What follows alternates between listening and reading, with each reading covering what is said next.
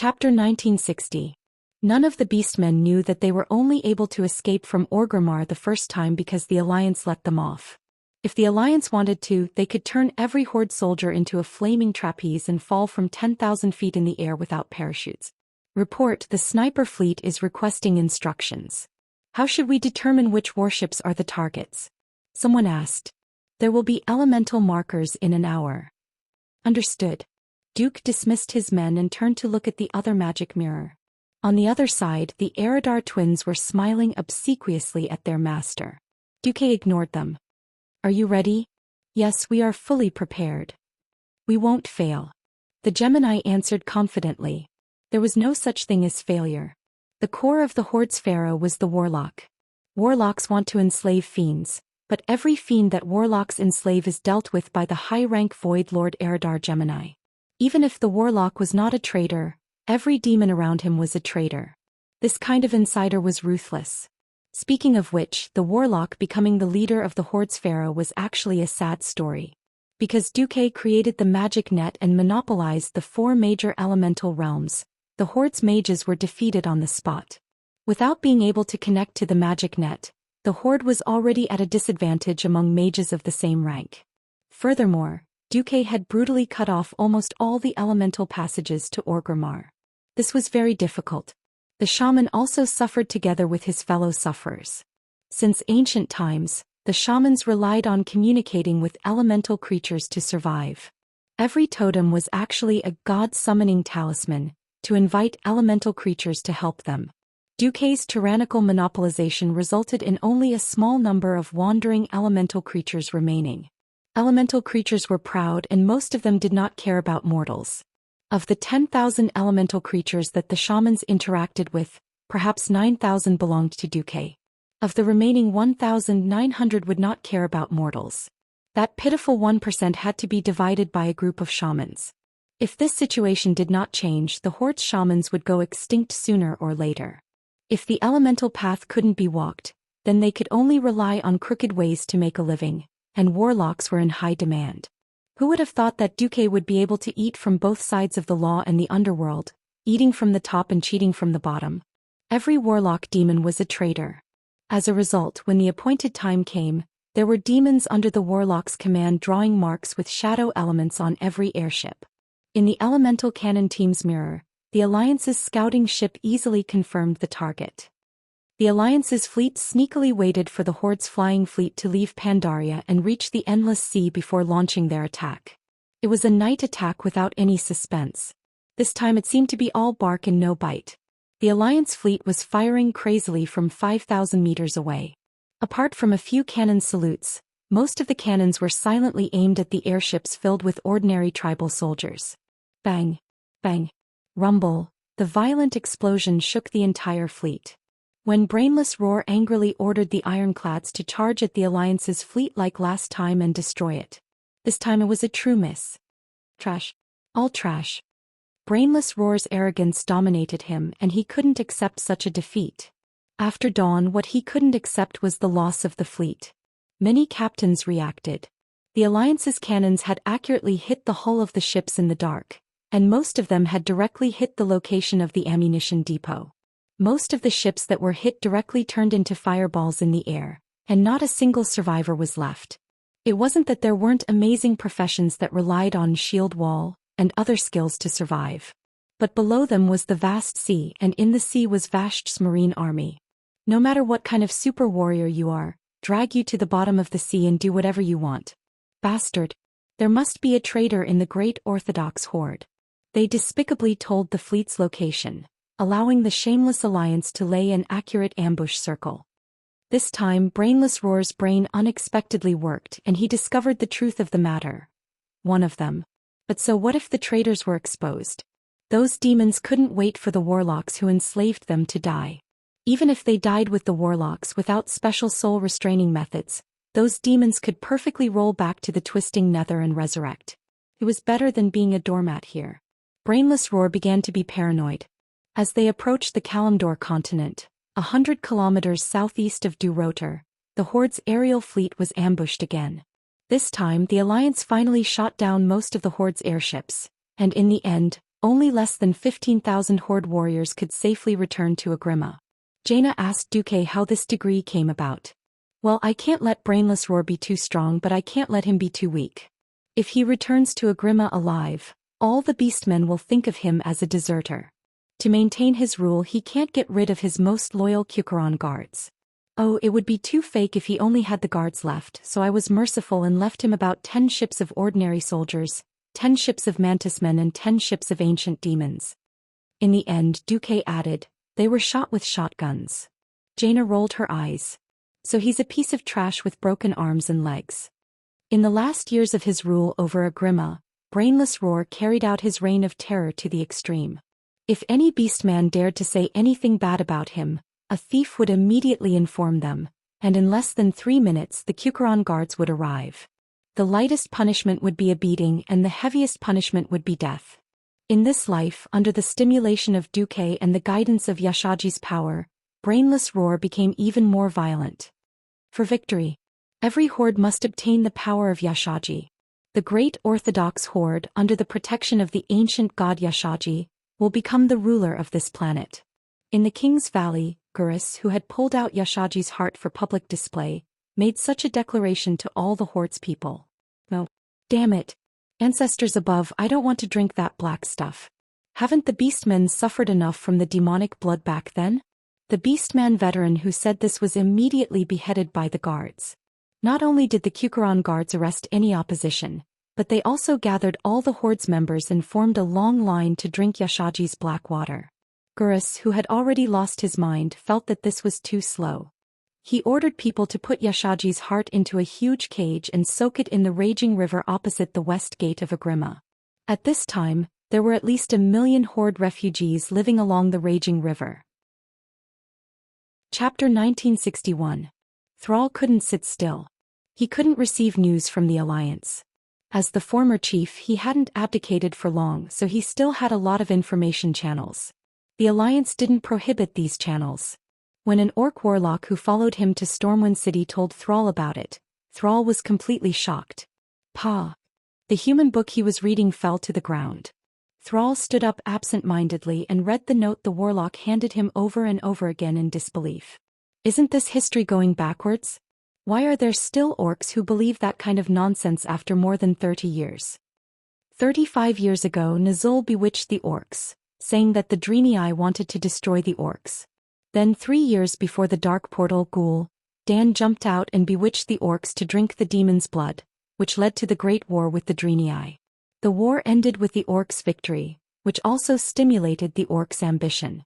Thus, there were the First and Second Dark Portal Wars. Failure was always easy to forget. It wasn't known whether the new generation of orcs didn't have the painful memories of the old generation of orcs. Thrall didn't think that the traditional orcs from Nagrand were any better than the orcs he had painstakingly rescued from the human prison camp. In the blink of an eye, his grateful face changed to one of dissatisfaction with everything in the world. They longed for more land, more prey, and a more casual life. They would attack whoever stopped them. They would attack the heavens, the earth, and the air. They thought they were the best in the world. Failed? What was so scary about failure? At most, they would just die. They were dead, but the trouble they caused would have to be paid for by other orcs who still lived in the world. At this moment, Thrall truly hated the traditional Nagrand beastmen for the first time. Brainless idiots. A bunch of idiots. Do you really think that the orcs will always be the first race in the world? Do you think this is our world ruled by the orcs? Do you really think that the Alliance doesn't dare to kill? Do you really think that the group of powerful guardians will pretend that they didn't see anything? This is like sticking your head into the guillotine. Thrall angrily smashed everything around him. He didn't know when, but there were already tears in the corners of his eyes. Ow, ah ah ah ah ah. It was not the cry of an injured beast, but the sorrowful cry of someone who had lost a loved one. Sal's attendants next to him were dumbfounded. After following Sal for so many years, this was the first time they saw such despair in Sal's eyes. In his memory, Sal was always shining with wisdom, working hard to coordinate the relations between the various tribes, so that all the people of the tribe could live as well as possible. He worked hard and listened to the needs of the people of all races. He fought bravely at the front in battle, and he did not hesitate to go deep into the slums where the poorest people lived when he carried out civil affairs. Could be said that he was the model of a great chief. Many people were touched by his deeds. During the years when they were enslaved by humans, he was the only salvation for the beastmen. He was the bright light that looked up to heaven and hell. Now even he had given up? Great chieftain, Sal waved his hand violently. No. I admit defeat, but I haven't given up yet. The bloodline of the beastmen should not end in my generation. Did he admit defeat? He didn't give up? His words were incomprehensible to the attendants. Only Sal himself knew who he was admitting defeat to. By not giving up, he was referring to something else. While Sal made his decision, the Alliance began its final propaganda. Sally Whitemane appeared again to broadcast. Urgent news. Just now, the Alliance High Command confirmed that the great chieftain of the Horde, Gurus Hellscream, has obtained the heart of the ancient god Xianxia in Pandaria. He is now in the main city of the Horde, Agrima, performing evil physical transformation on all the members of the Horde. Switch to the vision of the Alliance spies. As soon as he finished speaking, the image of Orgrimmar's towering city walls appeared in each of the magic mirrors. The main hall was made of wood, and the magnificent walls of Agrima were built with rough bricks. From a distance, countless green-skinned beastmen were lining up, a small number of Taurans, and some humanoid arthropods that the Alliance people did not recognize. Through the labels, everyone knew that they were the new members of the Orthodox Horde, the Mantises. Everyone, after drinking a bowl of disgusting black, sesame-like liquid that ordinary people would never drink, changed on the spot. Their bodies swelled up like they were inflated, and sharp teeth or bone horns began to emerge from every corner of their bodies, looking extremely hideous and terrifying. Sally continued to speak in an increasingly passionate tone. The Horde, as we all know, the Horde is dominated by beastmen. 33 years ago they were bewitched by great shaman Nizul, controlled by the demon commander Kil'jaeden, and launched a war against the Draenei. They drank the blood of the demons and became extremely destructive green-skinned beastmen. They destroyed the capital of the peace-loving Draenei, Shotrath City. If we say that they were bewitched and deceived last time, what about this time? The Horde wantonly entered the territory controlled by the Alliance members for tens of thousands of years to plunder resources, directly declaring war on the Alliance, and used the brutal magic bomb, Focusing Rainbow, to destroy the Alliance port city of Theramore. After falling into a disadvantage on the battlefield, they turned to seek the power of the ancient gods. The evil of the ancient gods is obvious to all. Thunus' army had destroyed half of Kalimdor. Yogg-Saron's faceless army had killed countless Alliance soldiers. N'Zoth controlled the Wings of Death, which not long ago caused a catastrophe in the entire world of Azeroth. Our land was overturned, our cities were destroyed, and our people died in the natural disasters created by the ancient gods. Is the sin of the ancient gods not enough? Speaking to this point, Sally could no longer control herself, and fiercely punched the wooden table of the broadcasting station. Now, the Horde, in order to rule the world of Azeroth, in order to erase the humans, dwarves, elves, and all the other Alliance races from this world, actually did not hesitate to seek the protection of the ancient god Xianxia. How shameless and vicious is this? The scene changed again, showing a devastated village with bones all over the ground. At the end of the scene, it stopped on the skeletons of a mother and son. It was obviously a human mother who, in the last moments of her life, tightly hugged her child. However, what was left of her and her child's body was a stone axe of the beastmen. Sally's voice sounded again, the First and Second War of the Dark Portal. From Stormwind to Iron Furnace Castle, to Stromgarde, Eagle Nest Mountain, Alterac, Quel'Dorii, Lordaeron. According to incomplete statistics, more than 3 million civilians were slaughtered by the beastmen, and 10 million humans lost their homes. Chapter 1962. The broadcast continued. After the war, the Alliance showed the greatest mercy and did not slaughter all the captives. On the contrary, in the face of a new round of attacks from the Dark Forces Scourge army, the then Commander-in-Chief of the Alliance, Duke Marcus, made the decision to allow the remaining orcs to cross the Kalimdor continent. Even when the Draenor world collapsed, the Alliance sent a large number of ships and provided food to receive more than 2 million orcs from the destroyed Draenor world to Azeroth. Back then, the orcs repeatedly announced that after they got rid of the berserk caused by the Devil's Blood, they would turn over a new leaf. They would focus on fighting against evil and fight for the future of Azeroth. However, how did the tribe led by the orcs repay the Alliance's kindness and trust? The scene changed again, showing the beautiful picturesque Pandaria. Before and after. The splendid valley, which was once lush with greenery and filled with the aura of nature, instantly exploded and turned into a pitch-black land of death after Gurus threw Yashaji's heart into it. In the scene, Pandaren corpses were everywhere. At the end of the scene there was a little Pandaren crying.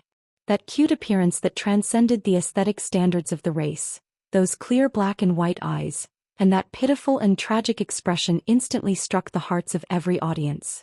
All the audience who witnessed this scene had the same thought. The horde is too hateful. Too hateful. After discovering that the fog that shrouded the Pandaria continent was lifted, the horde unscrupulously launched an invasion. Without any communication, they directly declared war and slaughtered the local intelligent races, the Pandaren who had lived on that land for more than 10,000 years. They wantonly planted the war flag representing occupation on the Pandaran's land. Then they attempted to destroy all the kind intelligent races in Azeroth. At the end of the scene, there were those mutated orcs who revealed ecstatic expressions after obtaining Yashaji's power. The carefully edited scene successfully aroused the hatred of the Alliance people towards the horde. The last trace of pity in their hearts had already disappeared. If the last time the horde declared war, the bombing of Theramore had successfully aroused the anger of the Alliance people. This time, it was the horde's actions that completely made the Alliance people abandon their kindness and sympathy. Sally's final announcement became logical. In view of the fact that the orc tribe has repeatedly trampled on the goodwill, trust, and conscience of the people of the Alliance, the leaders of the Alliance's throne conference are currently in a close discussion and have proposed a motion to exterminate the orcs. In the throne conference, the various leaders looked at the scenes on the scene. They looked at the enraged people shouting to kill all the orcs, and they all fell silent. Everyone knew that Duque liked to fish. Everyone knew that Duque didn't force them to do this. This was just a natural release caused by a conflict of interest. The first time he drank demon blood and joined the Burning Legion, it could be said that he had been deceived. The second time he did the same thing and sought refuge with the ancient gods. How could he explain this? Forced by the Alliance? Why didn't the Alliance just die and give the whole world to the beastmen as their hunting grounds? Stirring up trouble again and again, were they treating everyone as fools? Even if they were silent, there was a raging flame of anger burning in the hearts of the leaders. Any race that had been invaded by the horde would not have a good impression of the horde. Unfortunately, every major race in the Alliance had been invaded and slaughtered by the horde. Humans, dwarves, pygmies, high elves, night elves, Draenei, Pandaren. It's time for the orcs to repay this blood debt for the core horde, William said calmly, and initiated a vote in the throne conference. Without any suspense, it passed unanimously. All mutated members of the horde, regardless of their status, age, or race, are to be killed. The Alliance Throne Conference had never given such a strict military order, but every soldier of the Alliance felt that such an order was reasonable. After Duque started a war of public opinion and obtained the influence he wanted, everything became reasonable. Back in the secret room, Kalia caught up with Duque. Duque turned around. "You want to ask, are we cruel?" "Yes." Kalia replied and nodded. Duque turned his head and cast his gaze on the magic net, on the red land thousands of miles away that was monitored by the mage's eyes. It was a desolate and slightly heroic scenery. As a leader, no decision can be made easily. The world of Azeroth is huge, but there are not many resources. It cannot accommodate two huge interracial organizations, and it cannot tolerate a race that is capricious and often betrays the enemy. Sigh. Kalia sighed. He was too kind. Even though the orcs had once brought the flames of war to Rotterdam, enslaving the orcs as gladiators was a stain that Rotterdam could never erase. Perhaps it was this compensation mentality that caused her to become soft-hearted. However, there was a limit to being soft-hearted. Garrosh had far exceeded this limit. The Alliance was mobilizing troops in preparation to completely destroy the horde and kill the orcs. They were also waiting for the power of the heart of Azeroth to continue to ferment. Garrosh soon discovered a problem. The power of the heart of Azeroth was not endless. After turning millions of orcs into mutated orcs, the power of the black water pumped out by the heart was significantly weakened. Even though it was thrown into the River of Wrath, a large amount of water diluted the power of the heart of Azeroth. He understood. Just like throwing the heart into the fountain of life in the splendid valley, the heart of Azeroth could be reactivated. Even the heart of an ancient god needed a source of energy like a battery. Hence, he whimsically asked his subordinates to come up with an action plan called How to Throw the Heart of Azeroth into the Sunwell. However, at this time, a rebellion suddenly broke out in the Horde. In history, this was supposed to be a great uprising. Sal, together with Wajin's trolls, Bane's Tauren, Sylvanas's Forsaken, and Lor Themar's Blood Elves, launched a complete uprising. Because the power of these hordes' main warring races was too great, after overthrowing Garusha's rule, William, who had formed a temporary alliance with the horde's rebel army, could not do anything to the new horde. After saying a few harsh words, he left with the alliance's soldiers. This caused the horde's power to fall for the first time, allowing Wajin to come to power as the new chief. In this life, the situation was very different. The Forsaken, Trolls, and Tauren were completely separated from the horde, and there were no blood elves joining the horde. No other races were interested in participating in the uprising. This time, the uprising was directly classified as a rebellion. Thrall managed to convince his old friend Varrock Salyafar and his Blackrock clan. Chapter 1963.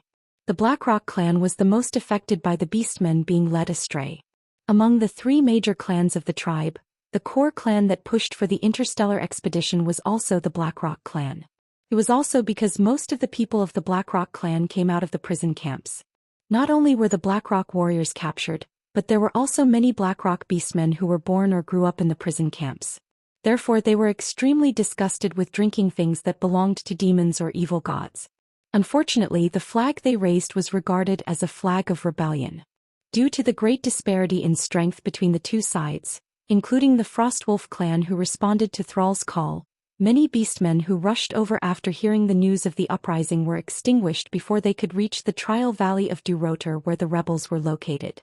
The warriors of the Blackrock clan struggled to resist the attacks of the Kukuran guards.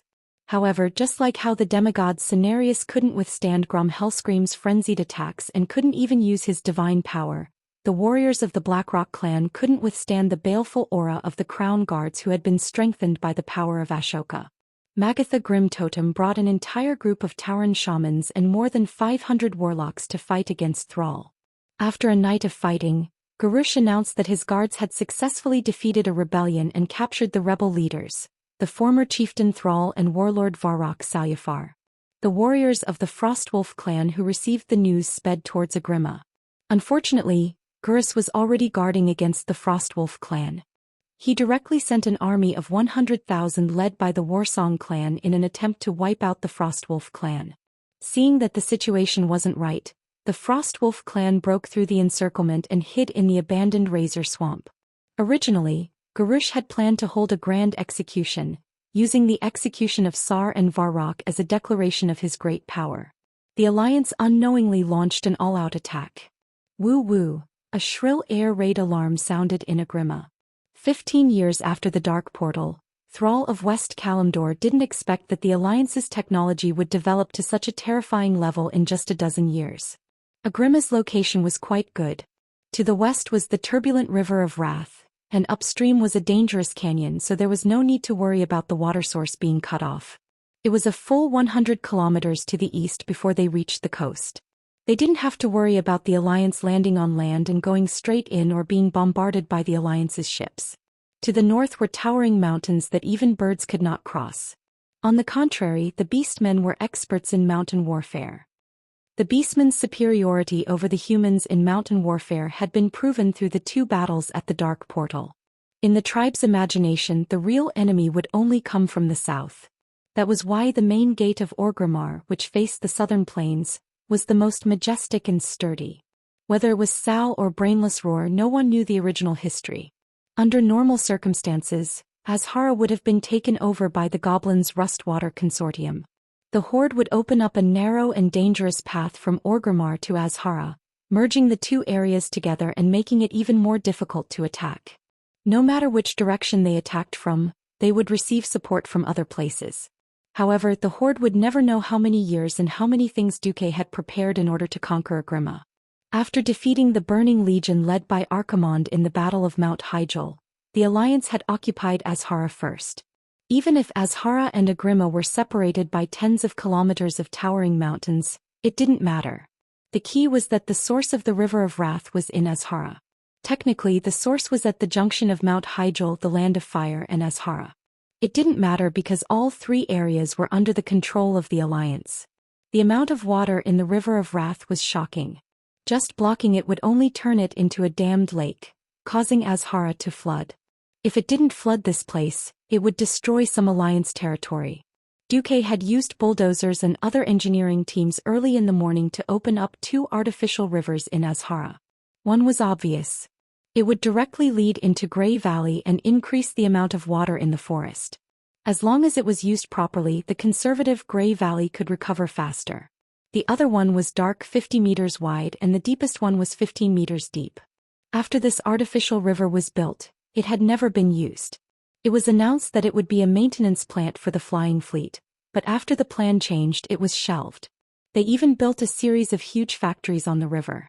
Apart from the dam that had been secretly built at the mouth of the river, the cement walls and the dry riverbed looked no different from an unfinished construction site. With Duque's order, the dam opened and the water level of the entire River of Wrath dropped. At the same time, the dam built on the River of Wrath began to slowly close. This way, not a single drop of water would flow back into the original River of Wrath. To prevent the dam from exploding, there were 3 such dams along the River of Wrath. Every dam was equipped with at least 10,000 special forces that were mixed with different types of troops. Without food, people could survive for 7 days just by drinking water. If people didn't have water, they would die in 3 days. The broken flow of the River of Wrath directly interrupted Gur's counterattack plan. As long as it was a living creature, it had to eat, drink, and poop. Even after drinking Yashaji's Blackheart water, the mutated beastmen still couldn't lack water. The entire terrain of Durotor was a relatively flat plain. The broken flow of the River of Wrath also led to another consequence of seawater flowing back. The turbulent seawater poured back into the riverbed of the River of Wrath. The riverbed that seemed to be low had water again, but in fact the salty seawater was even more destructive to the freshwater ecosystem. Of course, this was a story for another time. Originally, after receiving intelligence that the entire Barren Lands was being attacked by the Alliance's flying fleet from the west, south and north, Brainless Roar had prepared an army of hundreds of thousands of mutated beastmen civilians, led by the Kukuran guards, ready to counterattack. With the water cut off, he could only passively change his plan. He would march the army north along the riverbed and go directly to the Kagathia fortress built in the easternmost part of Grey Valley during the conflict with the elves. In this life, because the conflict with the Alliance broke out very late, the current Kagathia was not the fortress in history. Now it was just a camp made of wood. Unfortunately, when the tribe had just stationed the vanguard of 50,000 people in, the entire fortress was immediately attacked by the Alliance's fortress, Turundis, from the northeast. The so-called trick was one set after another. Since Duque thought of this trick of breaking the water, he knew that the tribe would definitely counterattack. Not only did he upgrade Turundis to a fortress long ago, but he also set the shooting element long ago. He didn't lack anything, but the tribe came to him. Chapter 1964. As soon as the Horde's vanguard arrived, the highest level order from the Alliance command arrived. Send them to the sky. Let's have a look at the 800mm Gustav railway cannon. If an orc was affected by the explosion, it would probably fly at least 50 meters into the sky within half a second in the form of spare parts. Then it would scatter unevenly within a radius of 200 meters. The only reason the Alliance had left behind this fortress was to use it as a bait. Durotor was a wasteland full of dry red soil. Once the water supply was cut off, there wouldn't be much water unless it was a deep well that had been dug beforehand. In a situation where water and food were lacking, the troops sent to clear the way must be elites. The only people he could think of were brain-dead Roar's Kukuran guards and the Warsong tribe. Duque was only half right. There were indeed some Warsong tribe and Kukuran guards, but most of them were soldiers from other smaller tribes. This was because the main force of the Warsong tribe had stayed behind to guard Agrima. Speaking of which, Thrall had great foresight. Even though there was a raging river at the entrance, he still spent a lot of effort to dig dozens of deep wells in the city. Therefore, after hearing that there was water in Agrima, a large number of refugees who had been dismissed and sent to the basin of the raging river swarmed back to Agrima. With trouble in their nest, the Kukuran guards and the main force of the Warsong tribe naturally couldn't leave. It felt more like they were treating the symptoms and not the root of the problem. If they didn't solve the water problem, a large number of mutated orcs would still die. Why did they have to focus on defending the city? Reality proved that people like William, who had once lost the capital, could feel a longing for their homeland. On the other hand, Duque, who had never considered himself to be a person of Stormwind, didn't have such a deep understanding. Forget it, there's no difference. Let's go straight to the second stage. On the night when the refugee wave broke out in Agrima, there was originally a horde army of 30,000. They took advantage of the darkness, thinking that the Alliance wouldn't be able to see them, and followed the dry riverbed of the raging river all the way to the Azhara region. Unfortunately, the Alliance's battleships launched an air raid and threw incendiary bombs at them. There was nothing more suitable than a canyon to set fire to. First, he threw an incendiary bomb at the head and tail of the orcs to seal off the road. Then he threw diesel incendiary bombs along the riverbed. A meal of burnt orc meat was ready. After confirming that there were no horde reinforcements, the Alliance sent Naxxramas and thousands of flying warships to attack the Twilight Fortress in the middle of the barren lands. This sturdy fortress was guarded by the traitor Gujar during the Cataclysm, and after the Cataclysm, it became the core of the tribe's rule over the barren lands. No matter how sturdy a fortress was, it was still a product of the olden era. After the Alliance's weapons entered the modern era, all the fortresses built on the ground were proven to be unable to withstand the bombardment of modern bombs. Dwarves and gnomes are crazy. Modern 1,000mm cannons could no longer satisfy their delusions. Following the development of the 2,000-pound super bomb, a large bomb with a charge of 5 tons was quickly developed that could be thrown by modified flying transport ships as motherships. Soon, 5 tons could no longer satisfy the appetite of this group of crazy scientists. They directly made a hypothesis. If the Alliance obtained absolute air supremacy in the war, then could they use a super bomb with the largest gunpowder load? When asked if even the largest battleship could not carry the bomb, then what would be used to drop the bomb, the group of dwarves said in unison, "Are you stupid? Can't you use Naxxramas to drop the bomb?" This plan, taking advantage of the fact that Duque was struggling in other timelines, the damn dwarves linked up and finally passed the throne meeting. Thus, a super bomb with 100 tons of conventional TNT was born. In order not to cause a big explosion when the charge was loaded, the dwarves even had to painstakingly divide the explosive into 100 small compartments and detonate them separately. However, the theoretical explosive power of this super bomb was too high. Just thinking about it was too scary. If it exploded directly inside Naxxramas, the most important flying fortress of the Alliance would be destroyed first.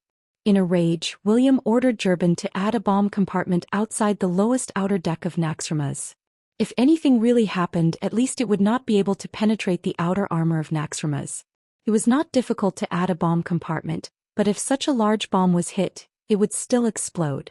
Thus, the dwarves put in a lot of effort to add protective armor to the bomb compartment. As a result, Naxxramas, which was originally a little like a square box, had a huge conical bomb compartment at the bottom. It looked like Naxxramas had become a cylinder of ice cream. Now the cylinder had been thrown down, but the ice cream was still in the air. It was probably a delayed detonation fuse. Relying on the acceleration of gravity and its own weight, the super bomb, Baldy Strong, smashed directly above the Twilight Fortress, did not explode immediately.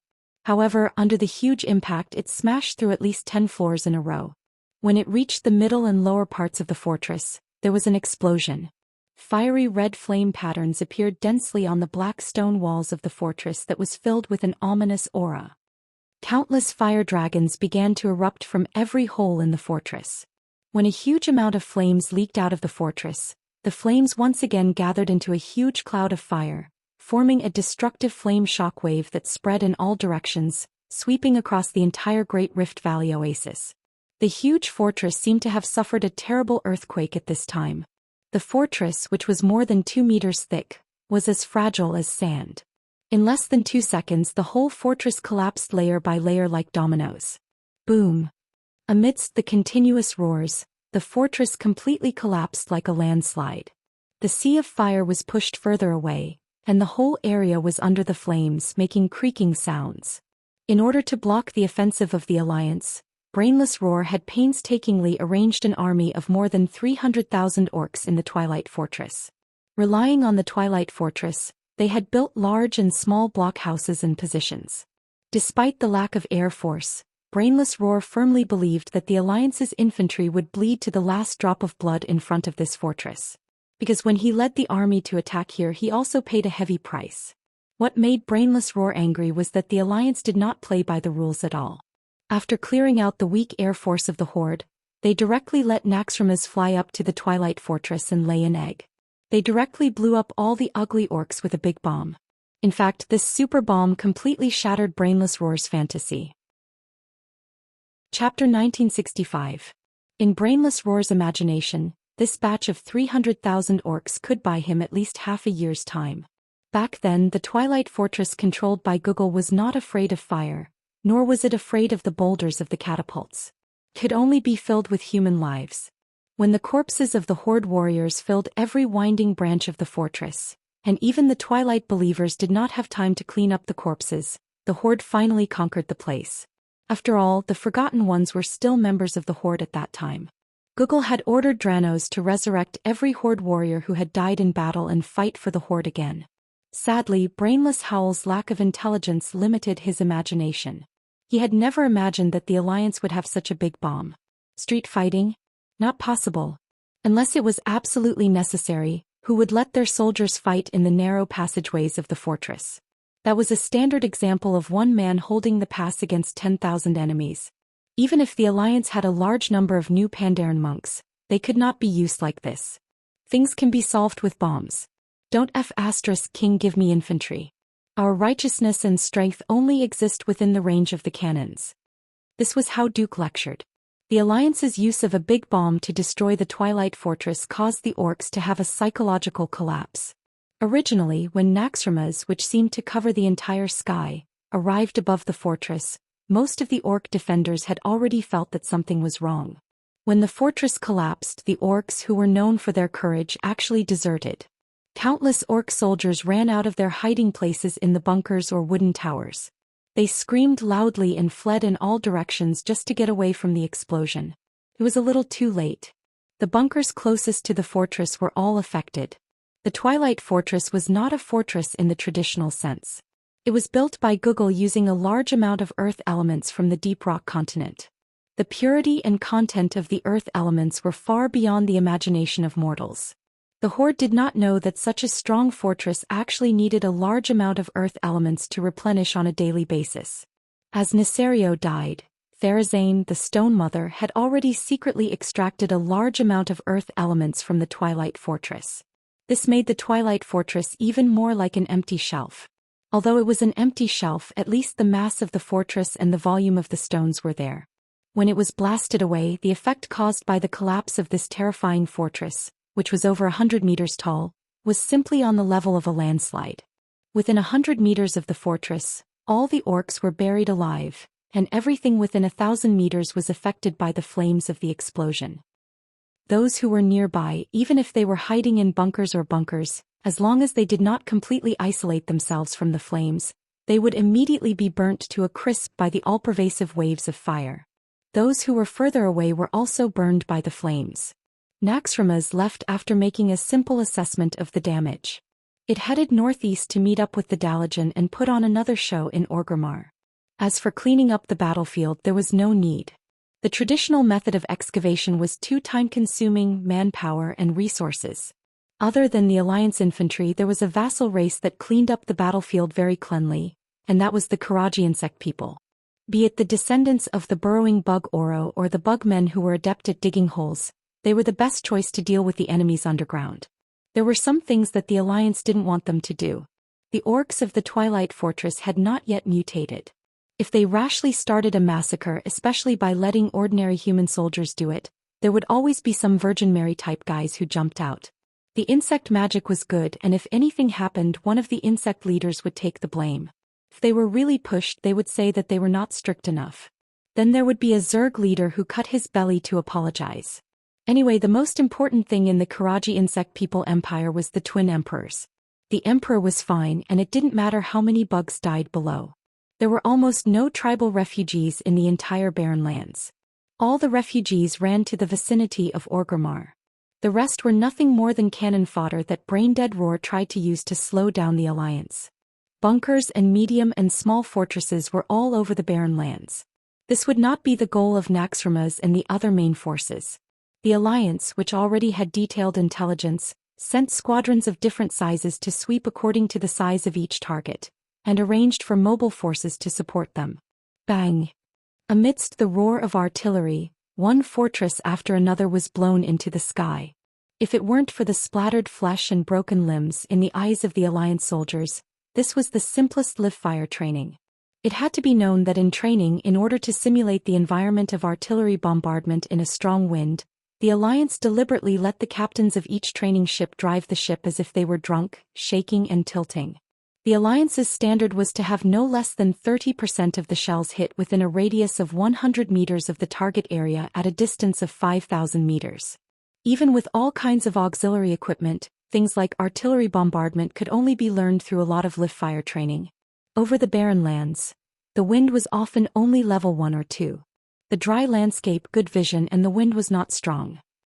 This was a typical example of combat being easier than training. The Alliance destroyed the Horde's strongholds from all fronts. Every Horde could clearly feel Duque's invisible big hands, which were tightly gripping their necks, waiting to crush their throats and give a fatal blow. The Alliance's strangulation without leaving anyone alive intensified the panic of the Horde. Over 1 million Horde citizens and soldiers gathered at the gates of Orgrimmar, shouting to enter. In their hearts, the great city of Orgrimmar, which had never fallen before, was their only safe harbor. At this moment, Garrosh made a terrible decision. Close the gates. Everyone, whether Alliance or Horde, will be shot to death if they enter the range of arrows and cannons. What? They're all Horde citizens. Someone objected. Crack. The chieftain crushed the head of the opposition with a single hand on the spot. Garrosh's twisted face had the most terrifying viciousness. The great Orthodox Horde doesn't need those weaklings. For billions of years the beastmen have lived like this. I'm not a weak thrall. I won't waste useless food and resources on the weak. Those incompetent clans will be thrown into the wilderness to die. If they want to blame someone, blame it on having a weak chief or the fact that they didn't inherit a strong bloodline. Crude and cruel, but it was the truth. For tens of thousands of years, the beastmen had gone through the cruelest elimination. If they couldn't win a group fight, they couldn't get the best hunting grounds. Without a good hunting ground, they wouldn't have enough prey to survive the harsh winter.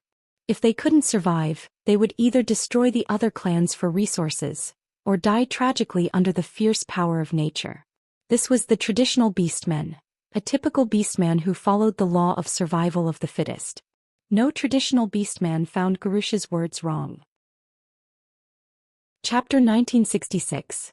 But now the Horde was no longer the world of the traditional orcs. If it was in a closed environment like Draenor, not so many orcs would feel that Garrosh's orders were excessive.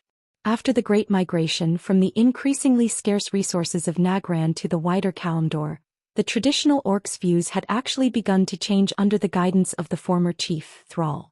This was a clash of ideas. Many orcs felt that it was natural for them to be protected by the Horde. When they thought that the once brave and invincible, the wisest and greatest chief, Garrosh, actually made a move to abandon them, they broke down. Fear, violence, anger, bewilderment, confusion, hatred, and all sorts of other emotions intertwined among the refugees. But no one expected that these emotions would instead strengthen the combat power of the orcs who had drunk the Yashaji Blackheart water. Because of the evil of fear, madness, anger, doubt, confusion, hate, and pride, the 7 evils of the Yashaji Blackheart water were born from the negative emotions and negative energy of humans. The mutated orcs became more burly, and more terrifying spikes grew out of every corner of their bodies.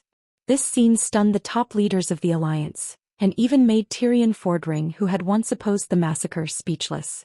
In Naxxramas, Duque sat in the seat of the chief commander. In front of the magic mirror image, Duque said calmly, "Now, does anyone else have any objections to my proposal of an eye for an eye?" The leaders of the throne conference were silent. This was not because they were silently resisting, but because the next scene made them eager to try. It was just that they didn't want to destroy the harmonious atmosphere, so no hothead jumped out and said things like, "If there's no objection, Then let's do it. I'll count down from 5.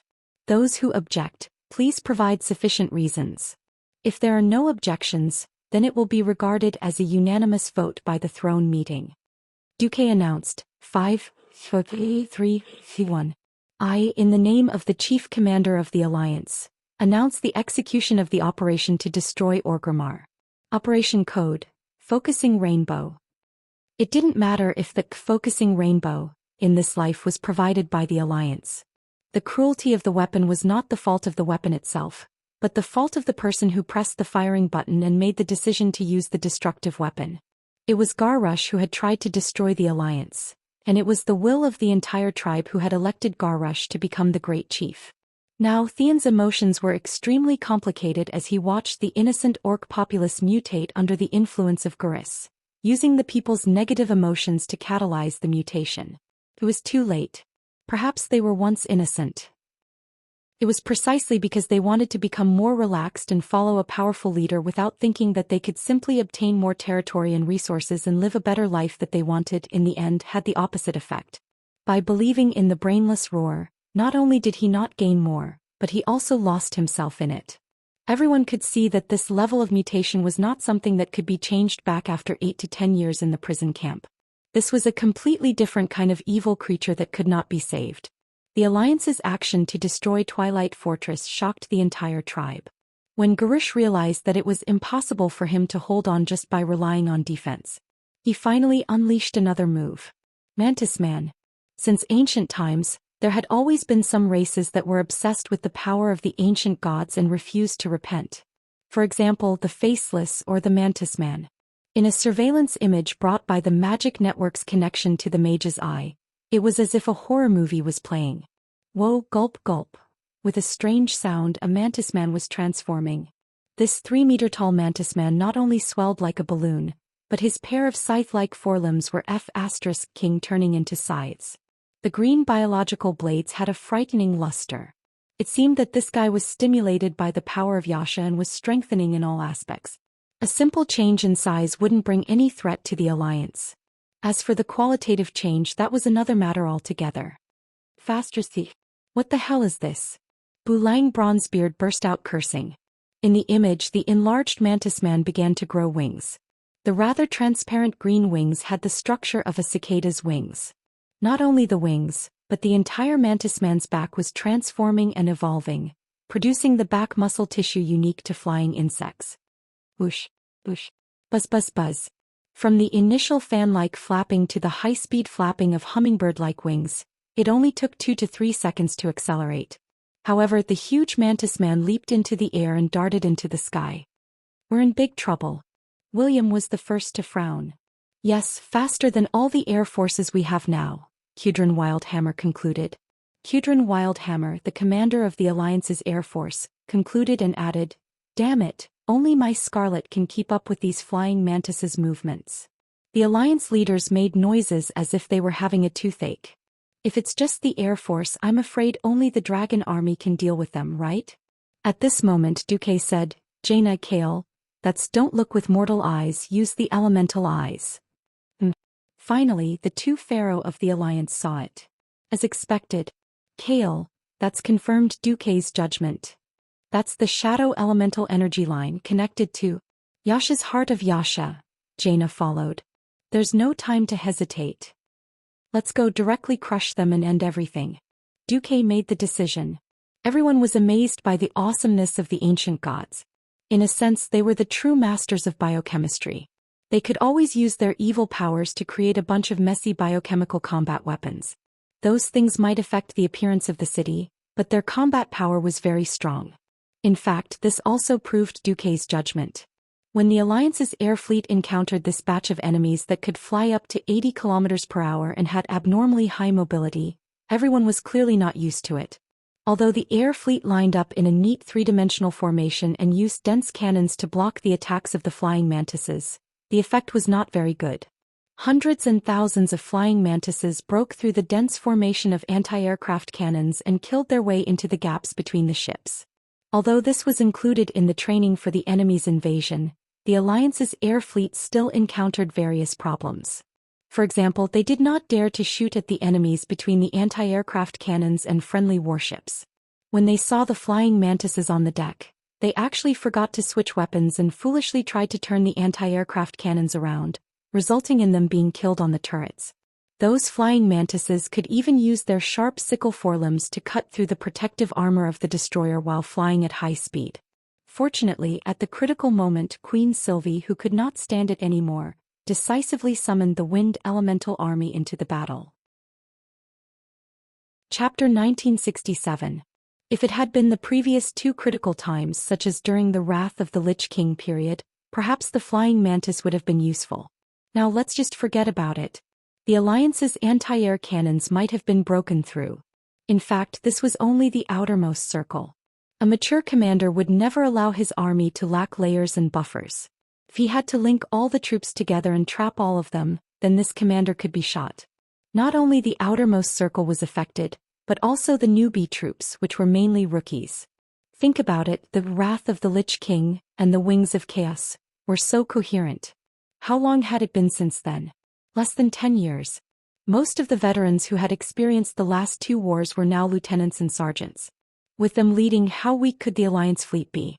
To put it bluntly, this was Duque deliberately letting the Alliance military train their troops. If they couldn't even deal with an enemy of this level, then they shouldn't fight against the overwhelming air force of the Burning Legion.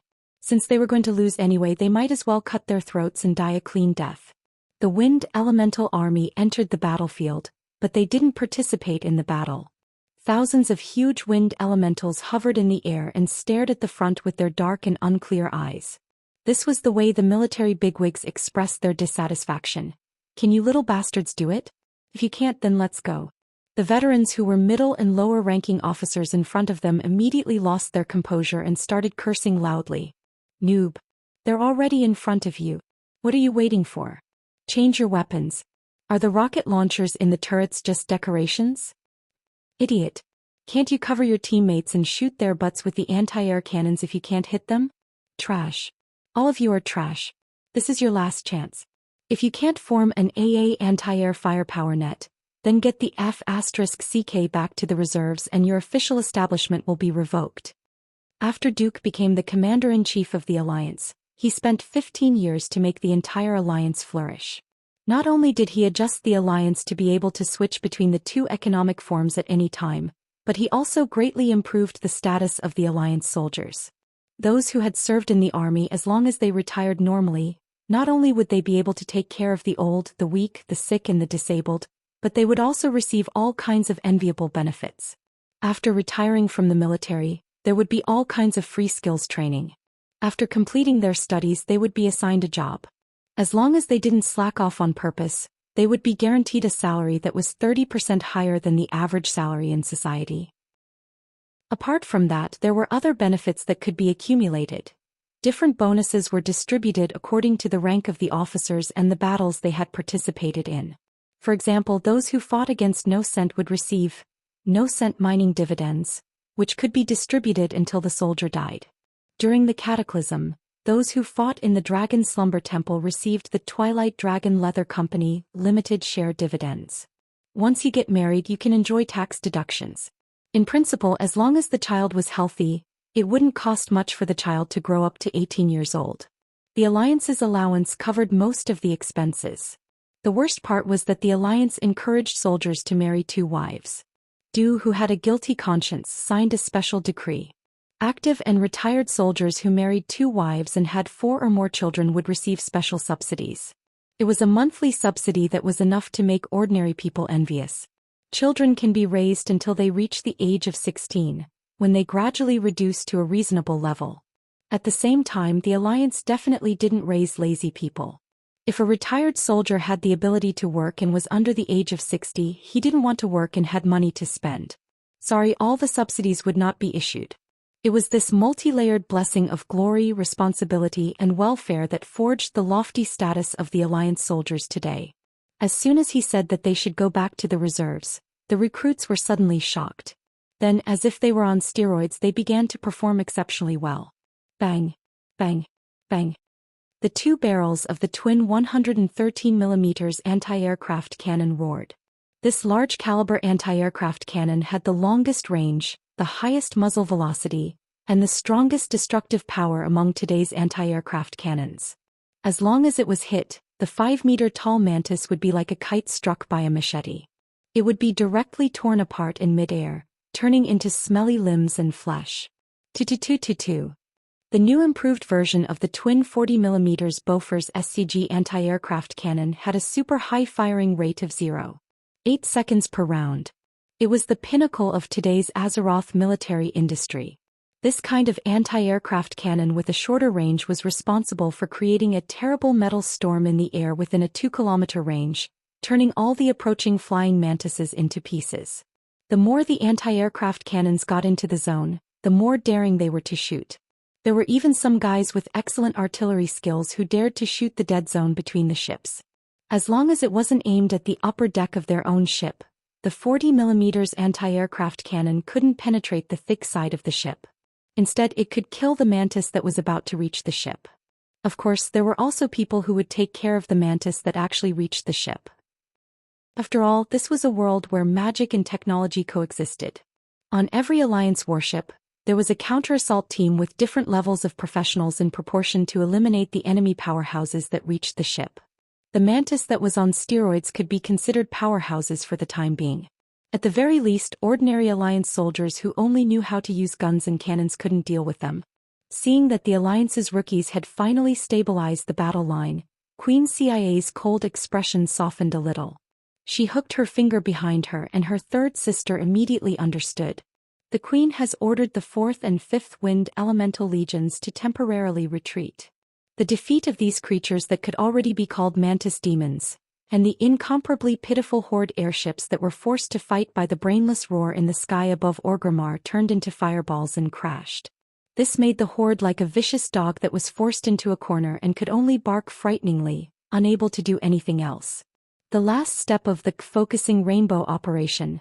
Activate. Duque said softly. It's time to cut the weeds and eliminate the roots. With so much foreshadowing, of course, the orcs were finished. 30 years ago, the orcs invaded Azeroth, opening the prelude to war and destruction. Duque definitely wanted to end all of this. As a transmigrator, how could he not know that Gurus had built a huge underground military fortress in the Raging Flame Rift in Orgrimmar's Dark Alley area? For ordinary enemies, Duque might as well let the Alliance train their troops and attack them or something. After all, after the death of the idiot Lich King, the Alliance didn't have any decent attacks. If the goal was total annihilation, then there wouldn't be so much trouble. In the sky, the Dalajan was blocking the southeast, and Naxxramas was approaching from the northwest. Chapter 1968. Looking down from the sky, one could see that this was like a hunt. With the 2 sky fortresses as the core, the Alliance's fleet began to bombard all the tribal targets around them. As long as they saw a humanoid creature, they would immediately fire a cannonball. The cannons were at least 100 millimeters in diameter or machine guns. On the ground, countless elemental creatures appeared. It was the Fire Elemental Army commanded by Majordomo Executus. With the inverted triangular-shaped Fat Fire Elemental as the main force, more than 100,000 elemental creatures slowly advanced, burning everything they could see.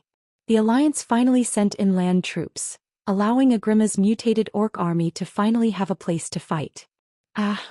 They let out muffled, inhuman howls as they charged crazily at the fire elementals. If they subconsciously looked down, they would see colorful insects crawling out from all corners of the dry and cracked red earth, fleeing in all directions with the goal of leaving Agrima. Unfortunately, after being transformed by the black heart water in Yashaji's heart, they could no longer be called normal creatures. Not only did the mutated orcs' bodies become uglier, but Yashaji's negative emotional energy also poured into their minds. There was no right or wrong, no self-will, only rage or fear that needed to be vented. What they met head-on was a huge wave of flames created by thousands of fire elementals. The 10-meter-tall wave of flames advanced at every moment, spewing tongues of flame that could burn everything. There was no pity, no hesitation. These fire elementals with weak self-will faithfully carried out their commander's orders. The highly intelligent fire demons were behind them, ordering them around. Something that had never happened in the past 10,000 years was a large group of earth elemental creatures acting as the fire demon's bodyguards. Not every mutated orc had such a violent spirit. Xianxia's negative emotions were diverse. There were mutated orcs who charged to their deaths out of fear, and there were orcs who retreated out of fear. These mutated orcs who had lost their courage screamed and used their sharpened claws to dig into Agrima's towering brick and wood walls, quickly climbing over. Many of them even broke through the walls supervised by the Kukuran guards and escaped into Agrima. They crazily slaughtered any creature that stood in their way. This caused new chaos. Despair, terror, panic, doubt. The pros and cons of the seven fiends were all revealed at this moment. Just as the orthodox tribe of Orgrimmar fell into chaos, Naxxramas finally arrived at the top of Kalimdor's largest city, which had been built for 15 years and was hailed as the symbol of the tribe's spirit. Orgrimmar was so huge that it almost occupied the entire northern part of Durotor. In real life, Orgrimmar wasn't a small town that could be reached in a few minutes on horseback. Under the management of 2 generations of great chieftains, Orgrimmar was 12 kilometers long from east to west and 8 kilometers wide from north to south. Due to the mountains behind it, the zigzagging city boundaries made it difficult to calculate the area. It was this city that was close to 100 square kilometers that was now under the Alliance's siege. Every single orc who was still sane cried out in alarm when the flying fortress's shadow covered half of the city. They could hear their voices breaking with fear. They could sense the animosity from the Alliance. There was no persuasion, no propaganda. Everything was different from what they knew of the Alliance. They still remembered when Sar was great chieftain, the Alliance gave him almost unreserved support. If there was no food, they would give him food. If there was an injury or illness, they could borrow priests and doctors to cure their addiction to the devil's blood. When Sar said he wanted to go to Nagran to save people, the Alliance gave him a ship without hesitation. The Alliance used to be so kind. Unfortunately, their unwillingness blinded their hearts. They envied the good life of the Alliance people to the point of going crazy, and their ambition fueled their arrogance. At this time, a madman who advocated war resonated with their hearts. Yes. If there was no food, no territory, then they would just rob. Everything was so natural. They raised the banner of tradition and followed the madman to start the war. They saw the Alliance's retreat as weakness, and the small benefits they seized as the prelude to victory. When the Alliance revealed its fiercest claws, the group of orcs who were frogs at the bottom of a well discovered that they seemed to have provoked an opponent that they absolutely could not provoke. Was Garrush wrong to be great chieftain? Did we make a big mistake? We shouldn't have declared war on the Alliance? Ancestor. Is Orgrimmar going to be destroyed? Are we going to die? Are the orcs going to be finished? All kinds of negative emotions spread throughout the city, and screams rose and fell continuously. Other than the rough and angry shouts of the Kukuran guards, there was weakness everywhere. So what if Xianxia gave them a stronger body? They couldn't fly. This situation where they couldn't even resist, not even put up a last fight, was what made the orcs feel the most despair. Under the despairing gazes of nearly 1 million orcs, the huge base of Naxxramas that destroyed the Twilight Fortress fell off another layer. Everyone watched in horror as the huge black metal block that was bigger than 10 chieftain halls fell from the sky, aiming at the dark alley in the center of the city. Boom. Boom. It was a loud noise that could shatter the sky and the earth. Every pebble on the ground of Orgrimmar trembled, and in the next moment, they were directly shaken into the sky by the vibration. After being stepped on by countless people, the already solid ground was like a domino. After shattering into countless small pieces, it flew rapidly. From the inside out, it spread all the way. In the next moment, it caused the most exaggerated explosion in Orgrimmar's history. It was a dazzling light that could blind people's eyes. The ear-piercing buzzing made everyone lose their hearing and balance, and their ears were filled with buzzing sounds. After a moment of dizziness, the strongest survivors barely opened their eyes, only to find that in that instant, the explosion had destroyed most of the city, and all the buildings were directly blown away. Dozens of streets were all razed to the ground, and every ruin was screaming and groaning in the flames. The raging fire that engulfed the entire city spread further with the wind blowing from the east to the west. The city that was once full of orc aesthetics was now completely gone, and there were shocking cracks everywhere, as if it had experienced a terrible earthquake. No, even an earthquake couldn't have such amazing destructive power. This was a complete annihilation of the orcs. The remaining orcs had not yet reacted to this earth-shattering explosion when they immediately felt the ground start to shake again. What was this? Chapter 1969. The scorching air current carried the shockwave of the explosion, and blew General Nazgûl, who had just climbed up from the ground, away. As burly as he was blown away in the stronghold deep underground and tumbled a few times. One could imagine how terrifying the attack power of the big bomb was. A large area of the underground stronghold collapsed. When the stronghold was built, there was no expectation of such a terrifying impact. The orcs were only wary of the Alliance's demolition team, but they didn't think that the Alliance would throw a fake, tactical nuclear bomb. Nazgûl crashed through several walls and finally stopped when he hit a rock stratum. His whole body slammed into it and then he fell into a crack in the rock stratum that was 5 stories high. His body, which had been greatly strengthened by Yashaji's power, was not invincible. He covered his bleeding forehead and climbed up from the ground. He immediately noticed that the stones on the ground were spinning strangely, as if they were dancing some ridiculous dance. The shockwave from the explosion had clearly stopped, although the center of the explosion had ignited a fire. But the temperature under his feet was no less than the center of the explosion. No, this was even worse than that. Gur's Hellscream finally noticed the anomaly as well. The air was filled with the familiar smell of sulfur. It was as if he was in a dragon's lair and was being stared at by an adult ancient dragon. The dragon's breath was so hot that it seemed to be able to burn everything. The dragon's mouth was filled with flames that seemed to be able to burn everything. He had been building his underground stronghold ever since he became the great chieftain. For this stronghold he had taken away a large number of laborers from various races. And Magatha had helped him transfer these laborers in the name of fighting against the Alliance. The huge underground stronghold was very, very deep. Even a 100-ton bomb like this couldn't blow through and collapse the entire stronghold. Perhaps the layers closest to the ground would become a mess. But as long as the deepest underground palace was fine, Gurus was confident that he could use this underground stronghold to kill all the Alliance invaders and drain every drop of blood from their bodies. At that moment, Garush felt 2 pairs of eyes on him. It was the gaze of Duke Marcus, whom he hated the most. It was as if there was a holy elephant of Duque standing in the middle of a temple in the void, and Duque was holding his father's shackles with one hand while staring at him with a mocking gaze. There was even a hateful smile on his face as if he was looking at a clown. Duke Marcus. I know you're watching. Come at me if you can. Come and kill me.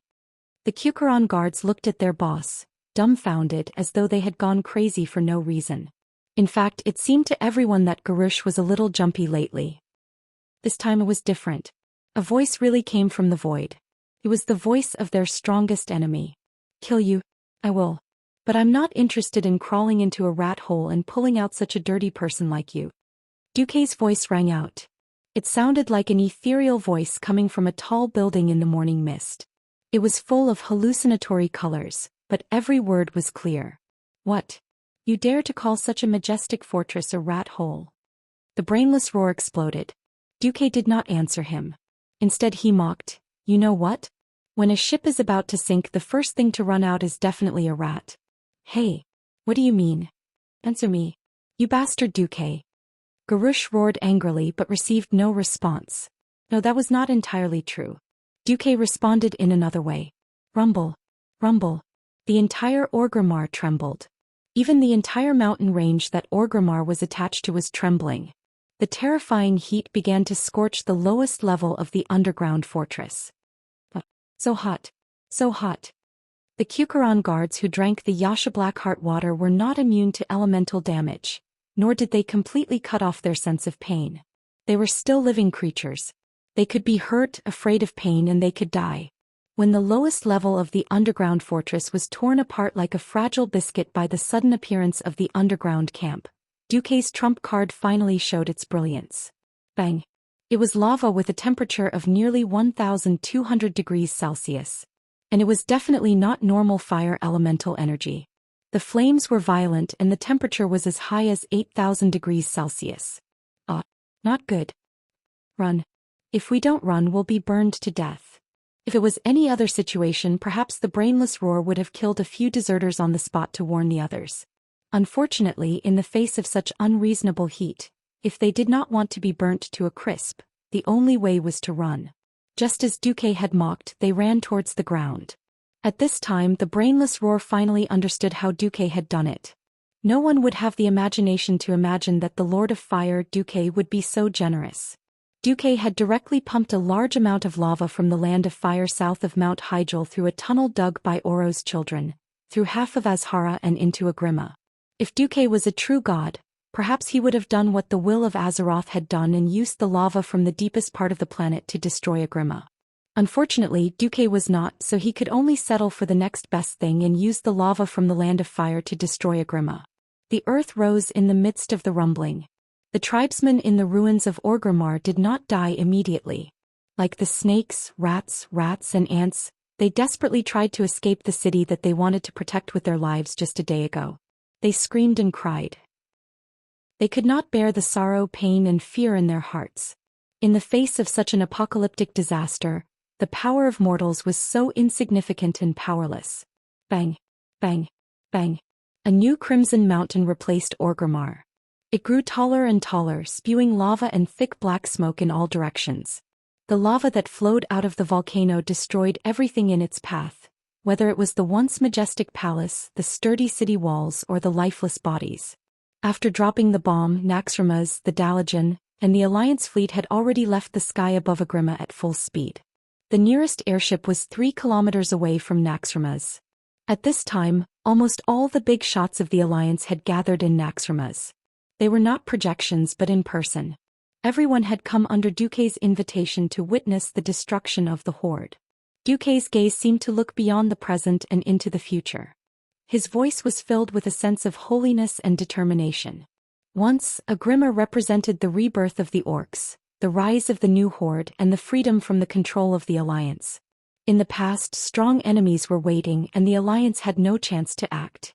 Now, the Alliance will take this opportunity to completely destroy the symbolic capital of the Horde.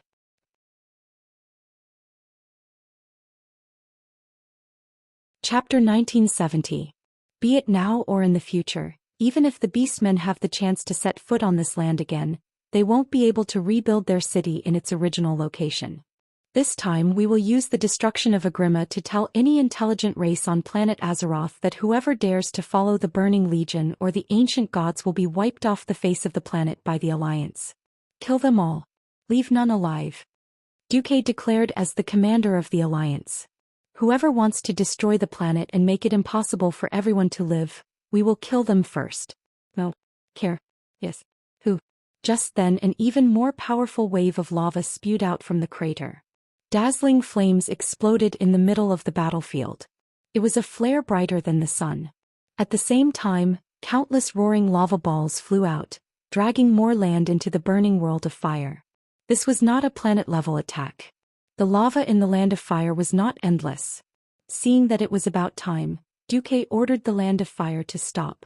Agrima and Garush's underground strongholds were destroyed together. But Garush was not done yet. High energy response. It's a shadow element. Enemy attack. The messenger's voice turned from surprise to fierce. This time there was no need for the messenger to report. All the big shots of the Alliance saw that in the airspace ahead, a scouting frigate had been destroyed by a shadow element light cannon. Boom. The dazzling light caused the dimmed battlefield to suddenly light up again.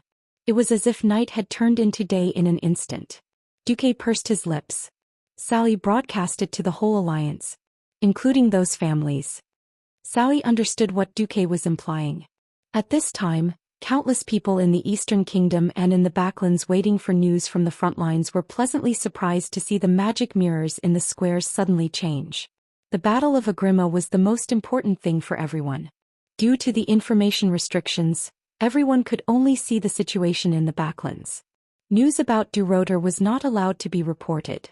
On the screen, a giant wind city of the tribe was being destroyed by a volcano. People of the Alliance rejoice. During the siege of the Horde's capital, Orgrimmar. During Operation Focusing Rainbow, the Alliance dropped a super bomb made of 100 tons of TNT on the Horde. The commander of the Alliance, Duke Marcus, even summoned a terrifying volcano to destroy the Horde's capital, Orgrimmar. Everyone please take a look. Back then the Alliance lent the Horde a ship to cross the endless sea to the west. Then the Horde spent 15 years building the main city of Orgrimmar on this red land. It's now history. However, we used magic bombs to destroy Theramore and spread the flames of war to every member of the Alliance. The main culprit, Gurus Hellscream, who calls himself the chief of the Orthodox tribes, has yet to be executed. On the screen, dazzling flames had already exploded in the center of the battlefield. There was no need for the higher-ups of the Alliance to give the order. The fleets at the front line were already attacking the enemy. Following the roar of the 400mm and above cannons, a mushroom cloud rose up from the red earth, bringing with it an endless amount of smoke and dust. The shockwave pushed the reddish-brown dust cloud over, blowing away tons of dust and debris. Soon, everyone saw a huge black shield rise around a huge figure, blocking all the explosions, dust and shockwaves outside. That was the power of Xianxia. A higher level of mystery easily rejected the low-level energy reaction. Each heavy cannon weighed more than a ton and nearly 100 kilograms of gunpowder. However, the terrifying explosive power that could blast a 5-story tall tower into the sky was still unable to do anything to the black light shield on Garush's body. Facing the direct attack of the cannons, the shield only bent slightly and shook for half a second before returning to normal. They noticed that, beside Garush, a huge, ugly heart was beating powerfully. The broken blood vessels of the heart were like a whirlpool, crazily absorbing evil nutrients from the surrounding air. The despair of the Horde members before they died, the wails of their souls and their painful mental fluctuations. All the negative emotions became nourishment for Xianxia's heart. After being transformed by the heart, it was injected into Gurus' body. Although Gurus rushed out of the underground fortress in an extremely disheveled appearance, with more than a dozen charred places on his body, he was ruthless to others and also to himself. He actually used Bloodhowl to cut off the injured parts of his body. Then, in the high-magnified vision of the magician's eyes, his damaged muscles were like wriggling earthworms, connecting together and healing at a speed 100 times faster than normal. Many of the Alliance civilians who saw this scene retched. In the command hall of Naxxramas, Duque stood up calmly. It's time. Let's end this. The Alliance's heroes were mobilized for the first time in a long time. Whenever conventional combat power could not defeat the enemy, it was time for the heroes to go out. They were both the leaders of the Alliance and the glory of the Alliance. Looking at the Alliance leaders gathered in front of the portal, the soldiers in the command hall stood up in unison, saluted, and gave the highest respect and blessings to the heroes who were about to go out to battle. This time, Duque could use Otter's Guardians or the 5 guardian dragons of the Dragon Sleep Temple. He gave up this right. For no reason, he just wanted to put an end to the 30-year war and grievances between the Alliance and the Horde, as a member of the Alliance. As for Brainless Roar, Duque had already cut him down too much. It wasn't to say that he had cut him down to a dog, but this was no longer an equal battle. In this life there was no great uprising of the Horde. Thrall might have tried, but Thrall, he should have died in the volcanic eruption. Duque didn't have time to sigh. If he could use the volcano move, he had no intention of leaving anyone alive. In the original time and space, the Battle of Orgrimmar, the ultimate dungeon in the Mystery of Pandaria time point, had as many as 14 bosses, a considerable number of which were war machines made by goblin craftsmen. Now Duque couldn't see any of them. In order to prevent the Alliance from invading with mechanized troops, a certain brainless person deliberately made the entrance and exit of the underground stronghold very narrow. In the end, not only did he fail to trick the Alliance, but he also tricked himself in the volcanic eruption scenario. Now there were only 5 bosses left, which was really hilarious. Seeing Duque and his party appear, Gurus let out a deafening roar. Duke Marcus, you despicable person. Don't you dare to fight me fair and square? Sure, first throw away that piece of rotten meat next to you called Xianxia. How about we fight fair and square? The corner of Duque's mouth curled up into a cold smile. Chapter 1971. A fair duel was a joke. This was more like the weak hoping to use moral coercion to ask the strong to deliberately pull their combat power to the same level as the weak. In reality, even if the real strong lowered their power level, they could still achieve victory through their rich experience and unconstrained fighting methods. Different races, different backgrounds, different experiences, different ways of growing up. There were too many differences that created a myriad of differences in individuals. With such differences, how could there be fairness? Speaking of which, I, Du Mok, transmigrated openly and relied on my own memory, wisdom and power to fight to this day. Why should I give up my advantage and fight you openly? What a joke. Duke's disdain could be conveyed to brainless Roar without words. You destroyed my tribe, you bastard.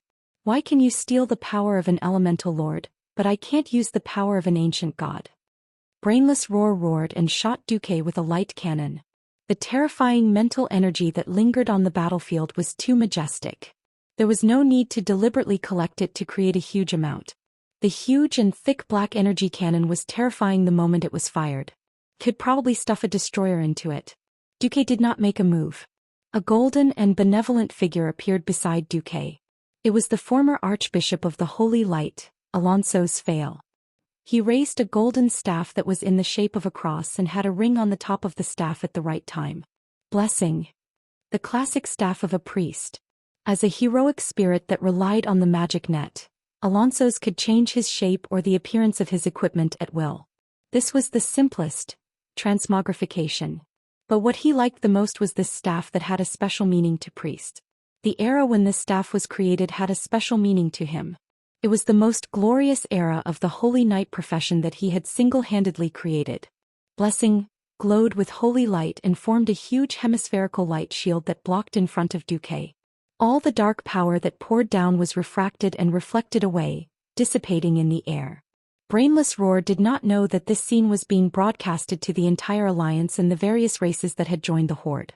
Perhaps to him power was power. There was no distinction between attributes, nobility or lowness, only strength and weakness. Having always believed in the traditional concept that history was written by the victors, Garusha's way of thinking was simpler and more violent. If he had the upper hand, there was nothing wrong with him doing so. Unfortunately, he wasn't. Without any scruples, he was now covered in a black aura, and any random move he made would sound like the howling of a chilly wind. No matter how one looked at it, he was the ultimate representative of a major villain.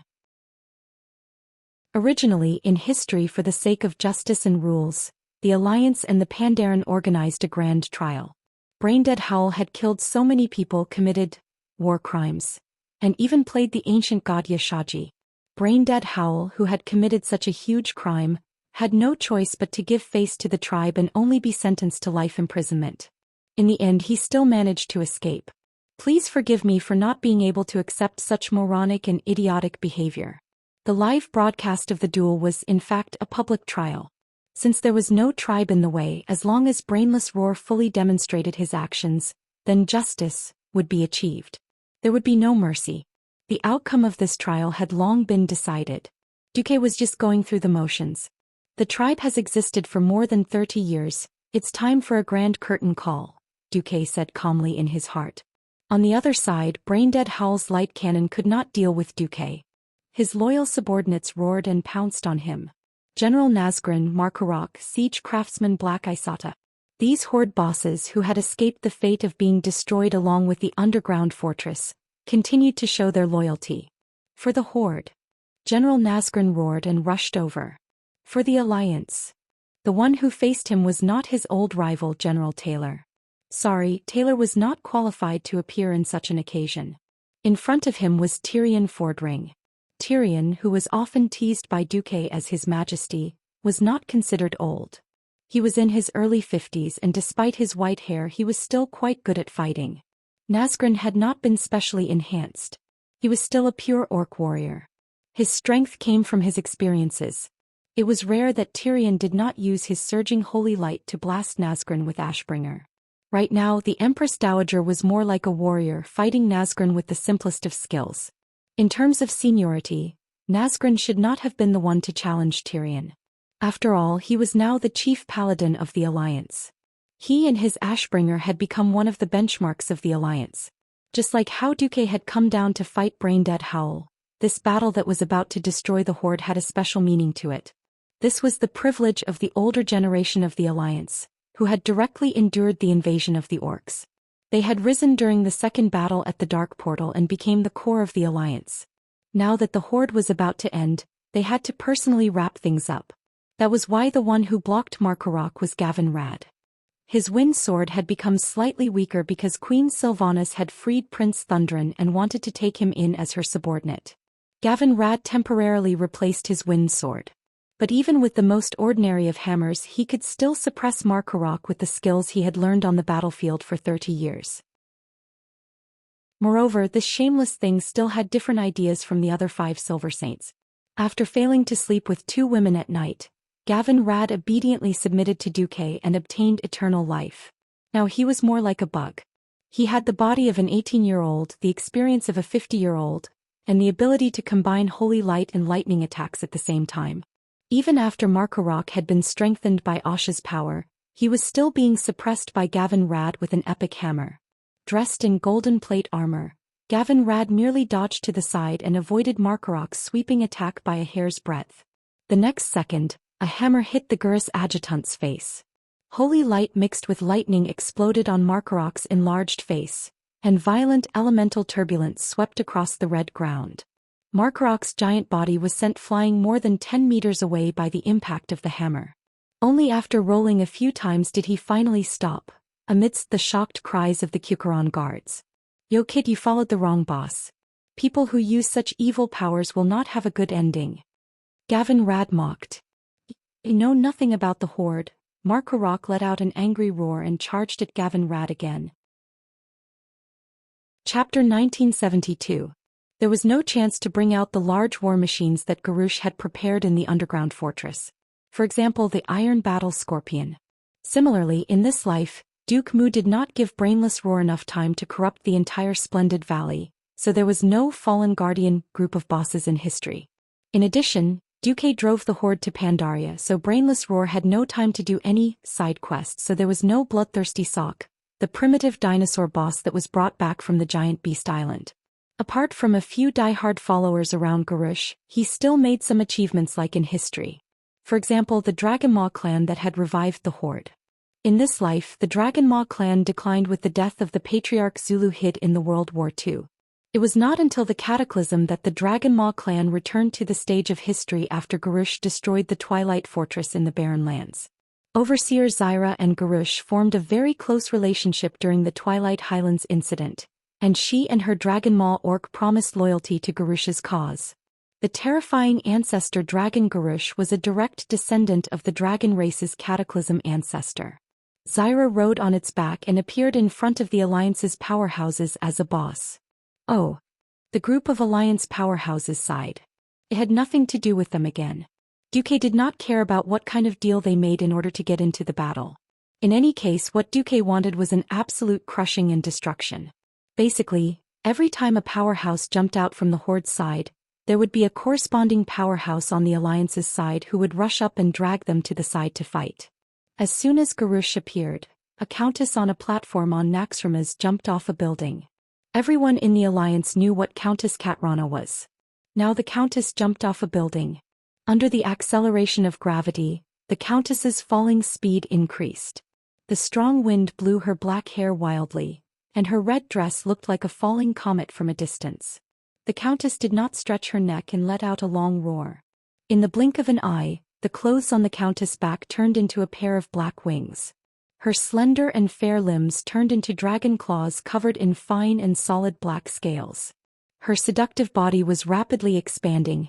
It only took about 3 seconds for her to transform from a human to a dragon. When she landed on top of Garaka's head, Onyxia had completely transformed into her dragon aspect form.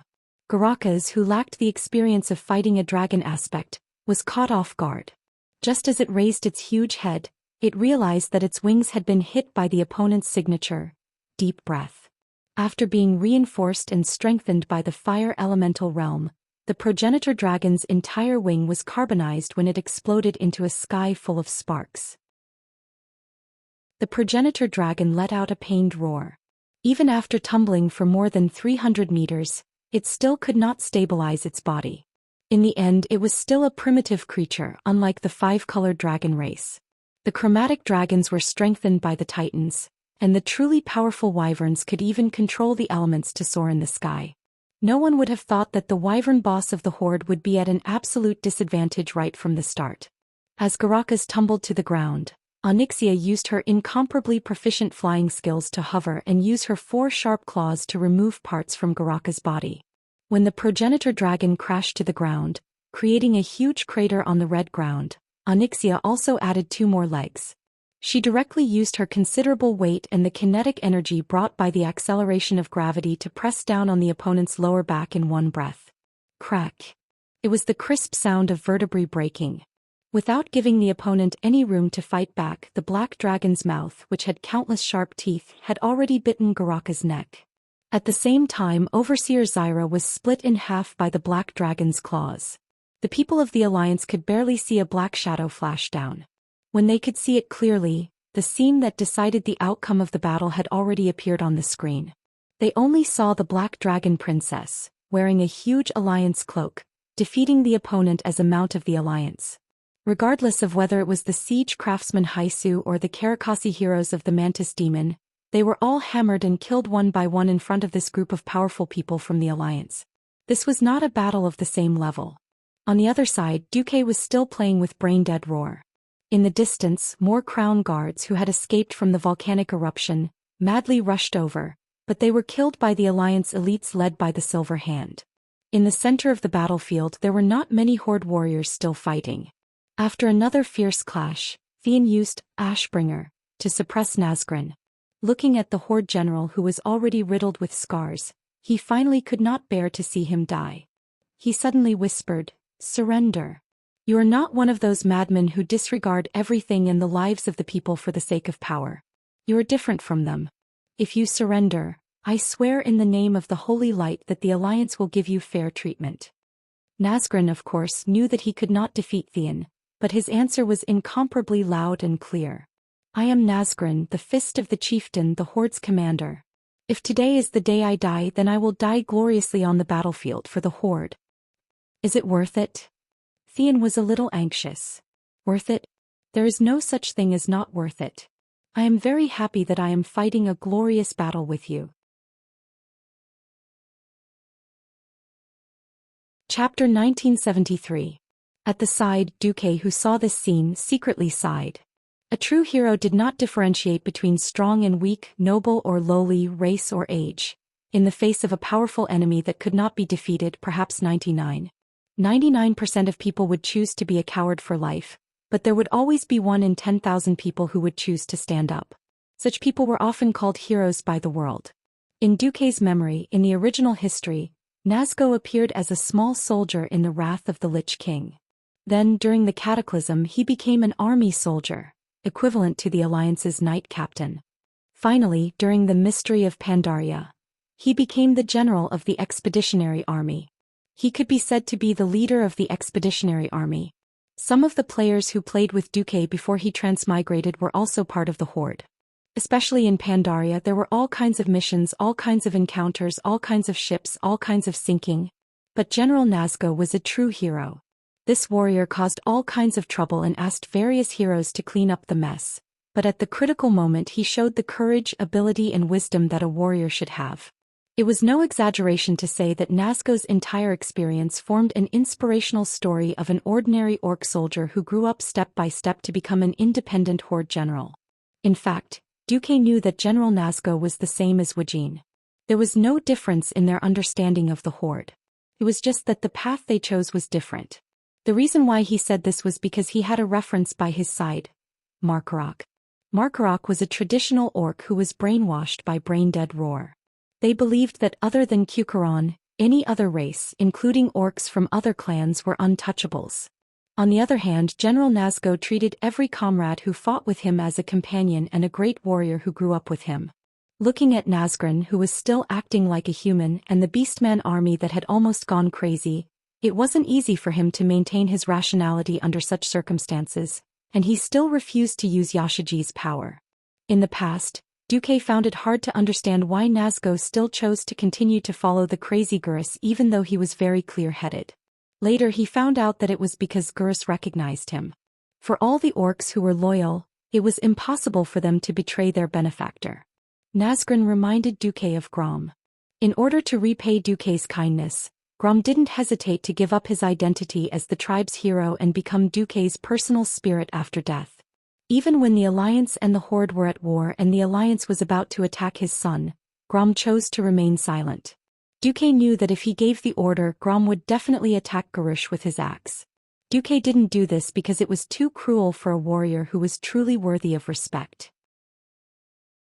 It is the father's fault for not teaching his son properly. But how could a father who had been cut off from his path of return and had no choice but to wander in another world for more than 10 years fulfill his duty of teaching? It was precisely because he knew about Nazgrin's deeds that if there was an uprising, Nazgrin would entrust all his hopes for the future of the Horde to the people he trusted. For a general who had already reached this level, Duque could only evaluate him as someone who was absolutely worthy of respect. Sometimes he felt sad for the Horde. It wasn't that the Horde didn't work hard, but the Alliance had him, Duque, as their boss. In comparison, he couldn't have too high of expectations for Sar.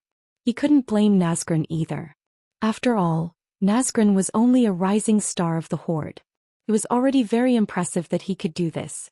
Seeing that Nazgrin had fallen, Duke floated over from afar and spoke into the ears of Theon and the people around him. The Alliance will bury Nazgrin.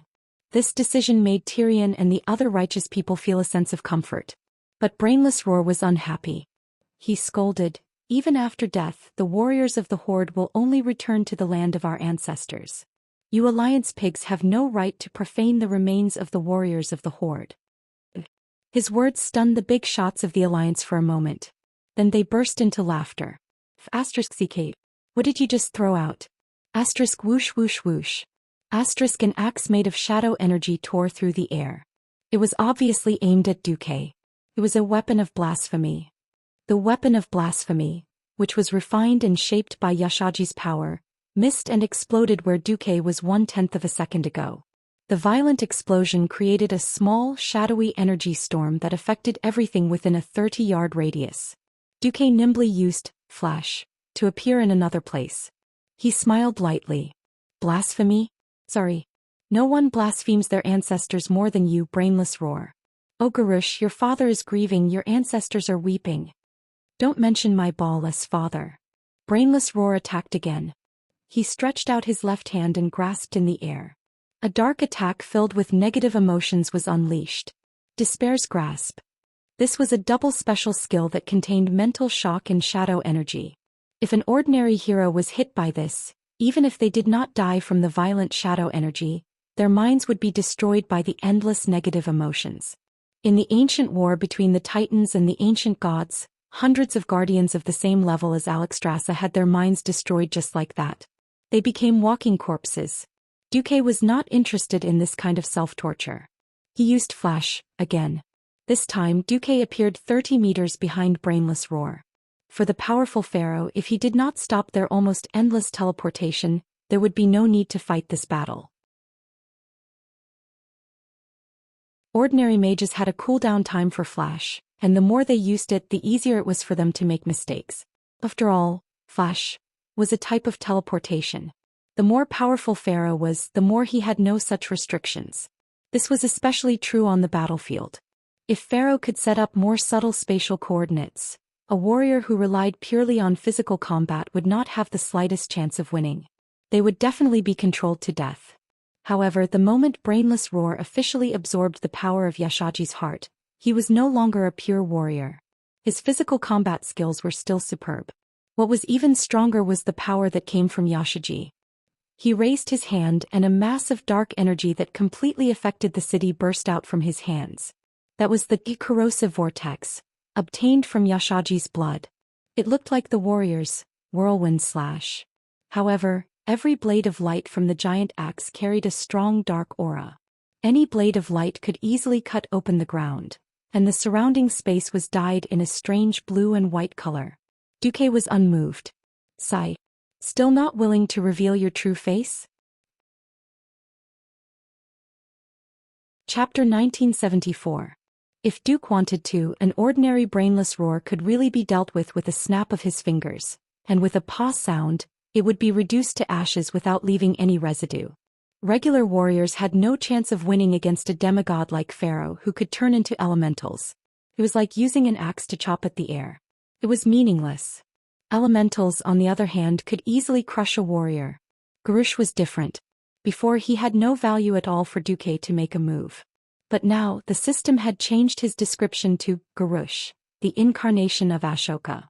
True face? Ah. Duke Marcus, are you so eager to see me slaughter you humans, kill all those damned dwarves and throw all the elves into the wolves' lair? And those Dreenii who are worse than pigs, ha! You will have a chance. I will chop off your head and imprison your soul in a pathetic skull. I will watch you and your alliance turn into ashes. Brainless Roar was really brainless. This scene was directly displayed in front of the millions of people in the alliance. Who knew how many people cursed on the spot, and even more people clenched their fists tightly. Oh. The people in your tribe are almost all dead, Duque mocked. In the distance, the mutated Kukuran guards were still charging over without a care for their own safety. But just the Silver Hand and the Night Elf Sentinels were enough to make them suffer. Not to mention the Kirin Tor mages, who were all Radiant Moon mages. Only the weak will die on the battlefield. I am the son of destiny. Only the powerful beastmen who survive are qualified to stand behind me. Garush roared and transformed. Garush suddenly opened his arms and arched his body.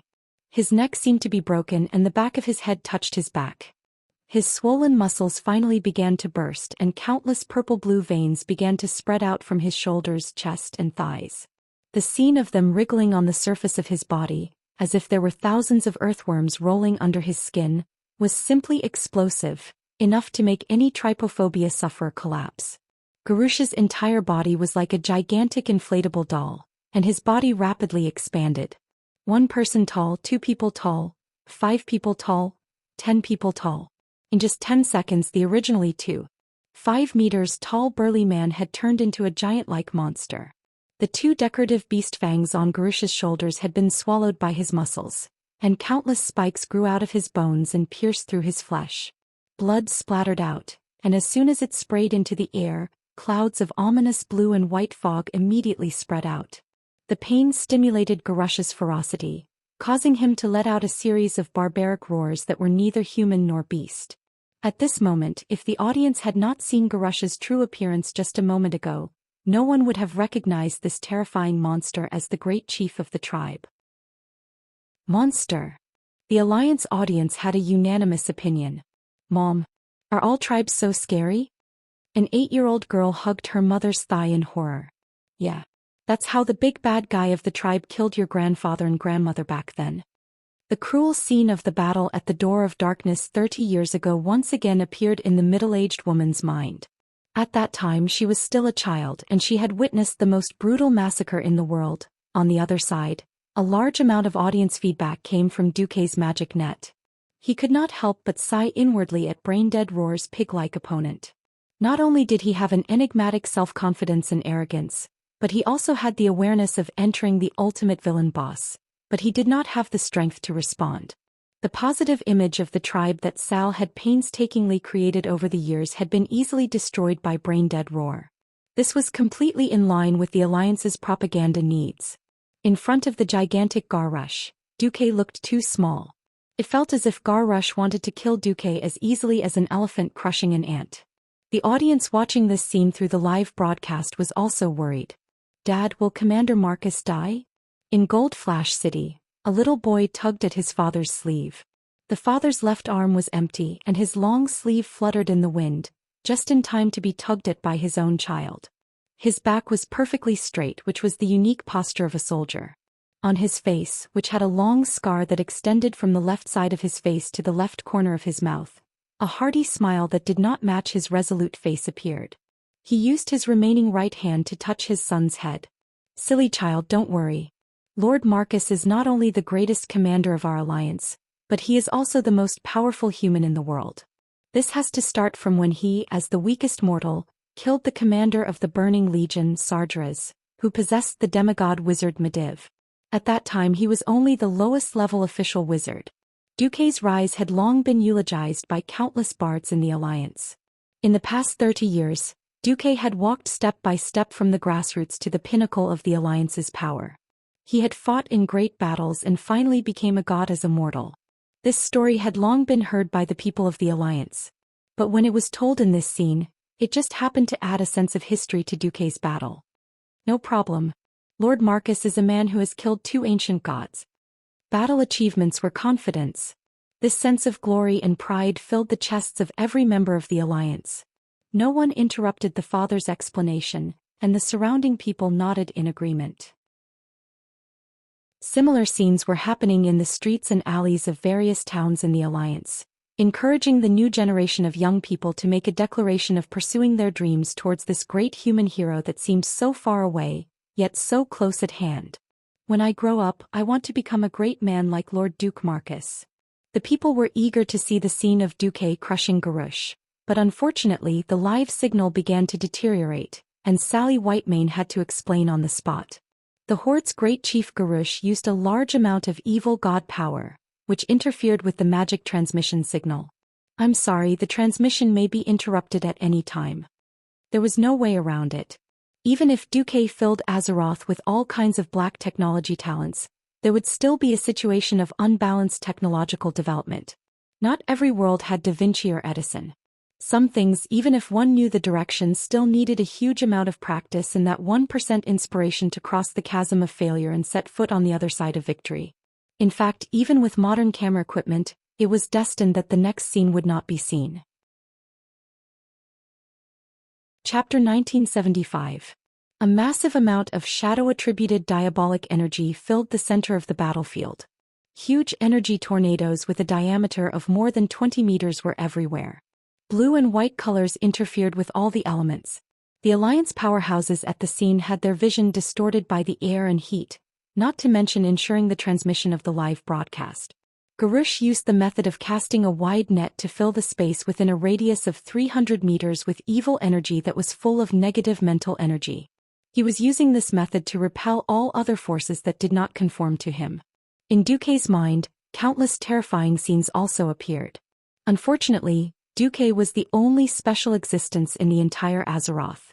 Mental attacks and whatnot, if they could not break through the multiple layers of mental defenses set up by Duque, it would be worse than watching a horror movie. Small pop-up windows appeared in Duque's vision. Unless Duque really wanted to die and put his consciousness into watch, any emotions such as despair, pain, envy, hatred and other emotions would not contaminate Duque's thoughts at all. At this time, Duque was like a so-called cloud player. He did not play the game himself but watched the video of other streamers clearing the game. The terrifying and desperate spiritual energy emitted from Garush had already forced many of the Alliance's big shots to retreat. Other than the most strong-willed paladin who could still stand within 200 meters, the other leaders had no choice but to retreat to a safe place. It seemed that Duque was at a great disadvantage. Only those who really knew the ropes knew that Garush was not qualified to be compared to Duque at all. Did they really think that Duque had nothing to gain after traversing thousands of timelines? Stop joking. He had retracted all the branches of the timelines and destroyed all the terrible branches of history, as if wiping away the fog of fate that shrouded the future. Through the authority that the will of the planet Azeroth had given him, Duque finally saw the only answer. It was like the only flame of hope in the darkest night, or like a distant star shrouded in dark clouds, shining with the only light of order in a hazy and chaotic world. Yes, that was the path to becoming a true god. The path to godhood that even Elune could not tell him, and that only the will of the planet was qualified to reveal to him. The true authority of the four elemental realms, the end of the path of magic and the authority to control the world. Why was it that after the titans of the Pantheon left this planet, the guardians of the earth still had eternal life?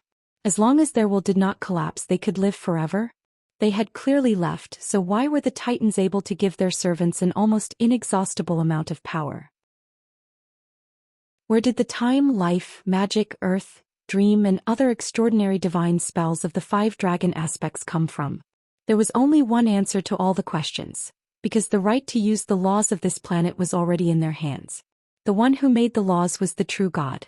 Below true gods, all existences with the second highest authority over a certain law were known as demigods in that domain. In ancient times 25,000 years ago, during the Great War between the Titans and the ancient gods, the will of planet Azeroth was awakened. The path to the gods' kingdom for mortals was sealed forever. On the ground, only the races that were recognized by both the planet's will and the Titans were allowed to retain the right to use the supreme authority. For example, the Guardians of Order and the Pentashade Guardian Dragons. Especially the pentashade guardian dragons, they were forcibly evolved from the primordial dragons of Azeroth using divine power. This was more like an agreement between the Star Souls and the Titans. Only they had the opportunity to open that door and become the saints of the mortal world, which was the demigod. Until the Great War at the Dark Portal, which triggered a change in the world order, a large number of mortal heroes came into being and started this vigorous era.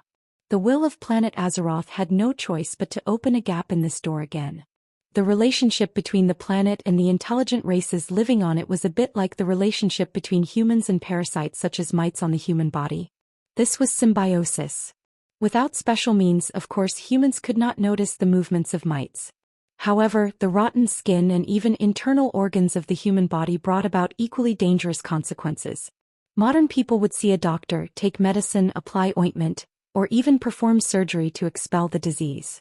And the so-called saints of the mortal world, the demigod, were the executors of these means. Now the enemy was getting stronger and stronger. As long as the will of planet Azeroth still had the desire to live and did not want to be destroyed, it would have to make greater concessions. This time the concession it made was the authority of power. Duque did not know how to smoothly grasp this authority. Perhaps there was no other existence in the world who knew how the god of the weave operated. Duke pulled out this song of light and shadow, and carefully sensed the laws of nature flowing in his body that was becoming more and more condensed.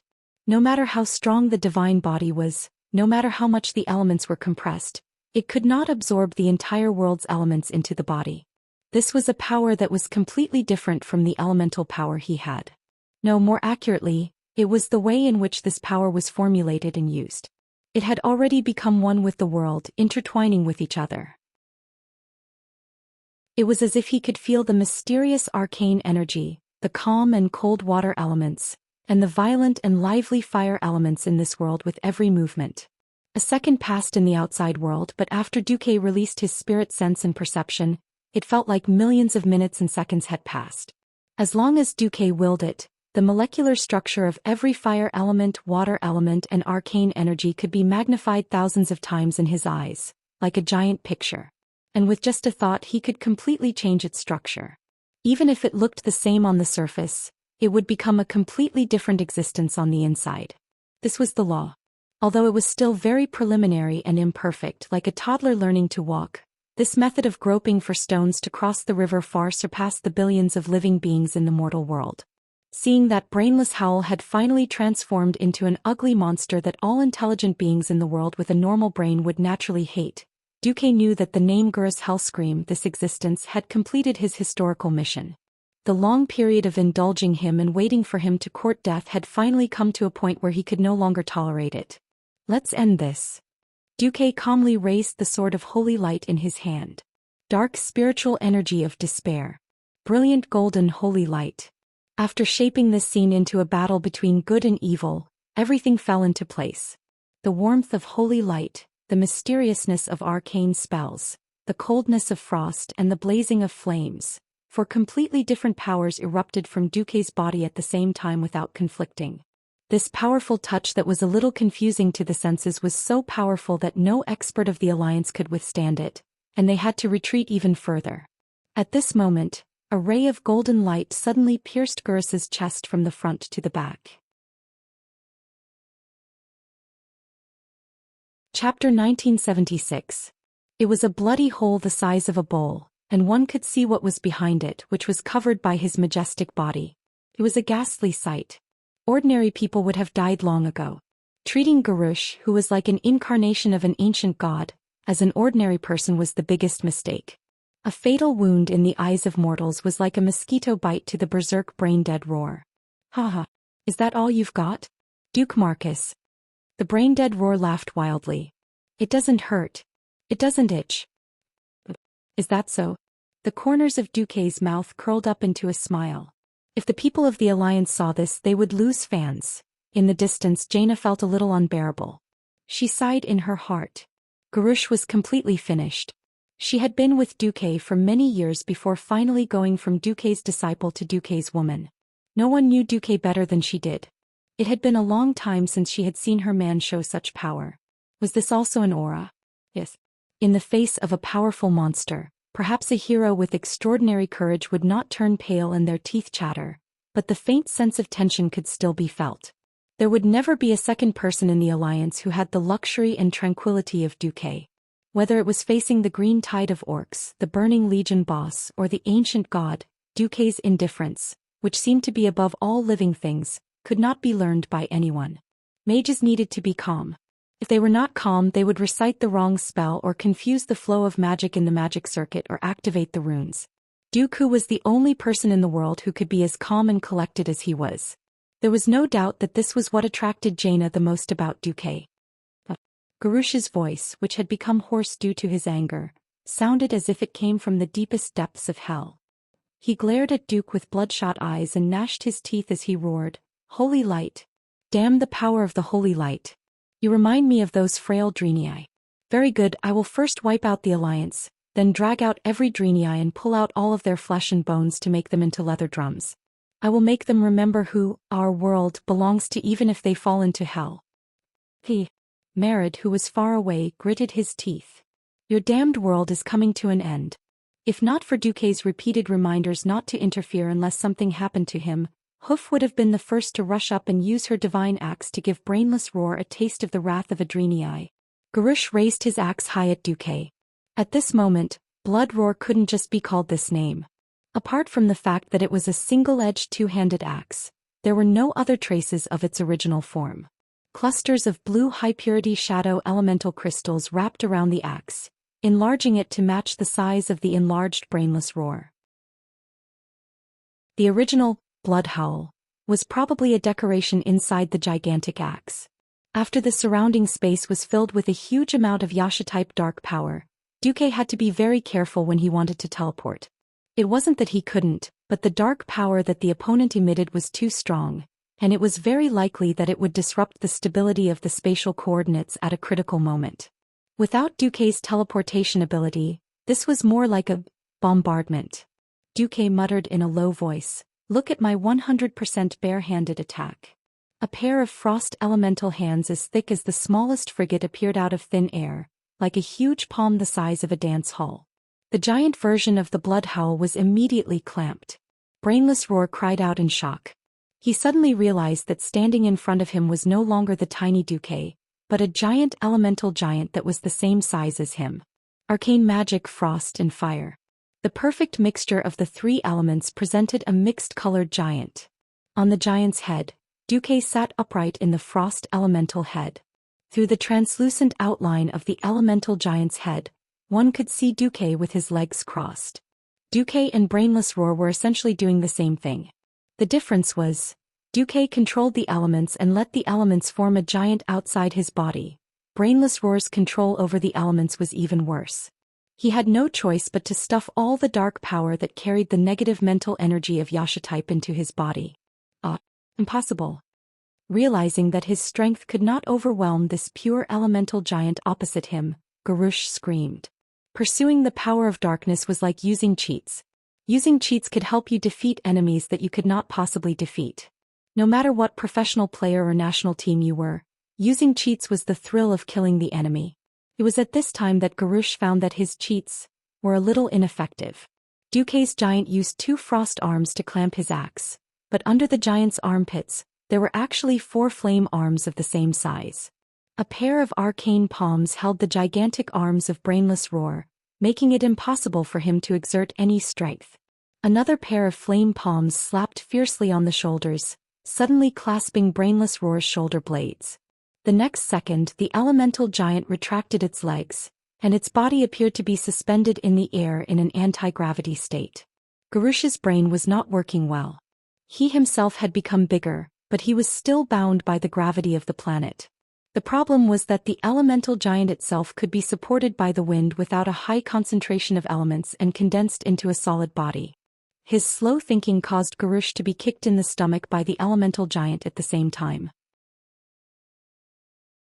Ignoring the elemental giant's body that was parallel to the ground, the elemental giant's movements were more like a snatch. In the blink of an eye, Garush's huge body was strangely dislocated. His arms were fiercely pulled by the elemental giant, and his body was like an old-fashioned cannonball, flying backward with a loud bang. In midair, Garush bent down with all his might and looked at Duque's elemental giant in horror. With his poor knowledge and poor eyesight, he really could not see how Duque had removed his arms. Only the strongest of the strong could see that when the elemental giant used its arcane arms to hold Brainless Roar's arms, Duque had already launched an attack. It was a golden holy light that shot out from under the arcane arms. Anyone with a little elemental sensitivity would be able to detect the powerful holy light. Unfortunately, there was only one word in Brainless Roar's fighting dictionary: reckless. Elemental sensitivity? That did not exist. Relying purely on his eyesight to distinguish the opponent's attack, he did not notice the elemental giant's little movements at all. So his reaction was, "You cheat dash, I didn't." Duque instinctively wanted to deny it, but when he remembered that he had relied on his knowledge of transmigration and the system to create the situation he had today, Duque changed his words. "Cheats? Let's put it that way. You cheat, so do I. It's just that my cheat is better." Chapter 1977. The scene was too chaotic. The highly concentrated elemental turbulence disrupted the surrounding field of vision, causing the airflow in the entire area to become extremely chaotic. Bystanders could only see a mass of colorful paste churning about, and only the experts with the strongest senses could sense it. In the blink of an eye, the collision of the elemental elements must have happened in many details that were unknown to outsiders. Kale, that's who was already an elemental demigod, was the most sensitive to elemental fluctuations. Next was Jaina, the mage sister. Sizzle. At the moment the lightning struck, Duque used Song of Light and Shadow to launch 2 rounds of holy light attacks. Boom, boom, boom, boom, crack, crack, bzzz. The holy light and shadow energy collided. It sounded like a muffled sound, but in fact, it was 7 almost continuous sounds mixed into one loud sound. That's right. Duque launched 7 attacks on each side. 7 attacks made up a round, 1 on each side. One had to admit that Yashaji's strengthening of the Brainless Roar's body was very good. Perhaps the ancient gods had special skills to resist holy light, to adjust their body's resistance to it. Although Duque's first holy sword light cannon had pierced through the Brainless Roar's chest, Duque knew very well that the second one was only half effective. Duque had a lot of experience dealing with this kind of physique. Including the fleeting nature element, the continuous slashes of holy light, arcane, ice, fire and nature elements made Garush's arms lose the opportunity to use the elements to wrestle with it. Bystanders couldn't detect it, but in fact after the 5th round of attacks, Garush's giant arms had begun to tremble at a high frequency. At this moment, a sudden wave of shadow energy made Garush's arms completely unable to adapt to it. In the end, it was the gorgeous holy light that was like the rising sun. Yashaji, who could no longer maintain his dark power, lost all resistance under the continuous multi-elemental attacks. Faced with the blazing holy light that emitted a high temperature, Garush's thick shoulder was completely deformed by the holy light within 1/10 of a second. The power of the holy light that was gathered to the extreme did not dissipate at all. Almost as soon as the holy light touched the flesh, the vertical surface of the holy light that came into contact with the holy light splashed out radially blue and white waves of flesh. Bang! The elemental giant, who was in the air parallel to the ground, gave a kick, causing even more elements to explode in their original positions, bursting forth with even greater shockwaves, spreading outwards in circles. It was a ripple formed by a mixture of many elements. It mixed up the surrounding dust and gravel and rolled into an elemental storm, turning the surroundings into a mess. As for the giant version of Brainless Roar that was kicked away by the elemental feet, its condition was even worse. Even though his huge body had already flown into the air, the shockwave brought about by the huge air pressure was still like plowing the ground, causing the incomparably exaggerated cracks on the ground to extend backwards. Finally, after flying for more than 300 meters, he crashed into a section of Orgrimmar's city wall that had yet to completely collapse. More cracks appeared on the already crumbling wall, and 3 seconds later, it collapsed with a loud bang. This was not the end. Duque gave Queen Xi a small look. Queen Xi elegantly raised 2 fingers. Snap. A crisp snap of her fingers. A gust of strong wind swept across the red earth that was filled with turbid energy turbulence. Everywhere it passed, everything in its path was blown away. Most likely, it was blown into the riverbed of the River of Wrath. At the same time, a flame whip extended from the elemental giant's flaming arm, like a lasso in one breath. It wrapped around the neck of the brainless roar who had fallen into the pile of rubble and pulled him back. The elemental giant stepped on brainless roar's back, and brainless roar's huge face sank more than 2 meters into the ground. It was only when the turbulence dispersed that the surrounding people saw what had happened. The faces of the crown guards who had not died all showed a look of horror at the same time, and they screamed in unison, "No!" Those with insufficient perception had already missed many of them. The mortals could only see the brainless roar being stepped on in the bloody mist that filled the sky. Those with sharp eyes saw that the elemental giant had elegantly thrown away the 2 huge broken arms, and at the same time, the wounds on the arms and the body were spurting out blue and white blood filled with an evil aura. The live broadcast returned to normal and every member of the alliance had their mouths agape. They had always heard about how powerful the experts of their own alliance's hero squad were, but only when they saw the scene for themselves did they realize how powerful their boss was. On the other side, the crown guards seemed to have seen the most unbelievable thing in their lives. Their expressions clearly showed that they did not believe that their great chief would be defeated. No one had expected that the battle would end just as the warm-up was over. No. I haven't lost yet. I haven't. Garush was still struggling violently below. Everyone could see that his ghastly wound, which could easily allow a tank to pass through, was actually healing. Countless earthworm-like muscles regenerated and 2 new arms were forming. Unfortunately, these 2 arms now looked like the size of a normal orc, and it seemed that it would still take a while for them to grow to match their current huge size. It's over. Garush. Whether it's you or the tribe. Duque's proud voice instantly spread throughout the battlefield. Then the elemental giant turned back into 2 arms, and it raised a single-edged 2-handed axe that looked very similar to Blood Howl, except that the axe was made of the purest fire element. Crack, crack, crack, it was like chopping wood. The elemental giant's axe chopped down again and again on the neck of the gigantic Garush. It had to be said that the body that had been strengthened by the ancient god's dark energy was really tough. Unfortunately, under Duque's rapid elemental switching, even the toughest neck would be finished. A cracking sound came from the cervical vertebrae and everyone could hear it. It was the sound of the cervical vertebrae shattering. But before the cervical vertebrae were cut off, the red earth that carried the gigantic Garush seemed to be unable to withstand the elemental giant's fierce attacks, and it began to sink with a rumble. Of course, Duque knew that it was actually the rising volcano that caused the surrounding horizon to sink. But it looked like the elemental giant's fierce attacks had instantly pulled down the land south of Agrima by dozens of centimeters. This scene caused countless mortals to cover their mouths in shock. What kind of great power was this?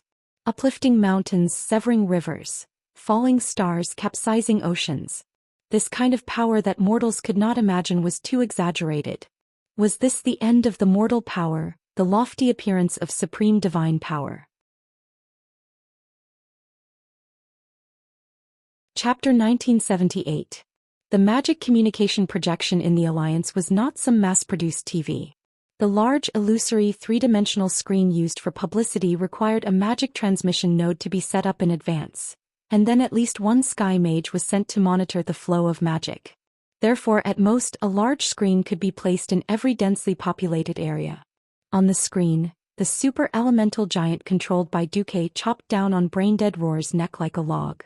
Originally, every square in the Alliance was always full of discussion and low exclamations, making the square seem noisy.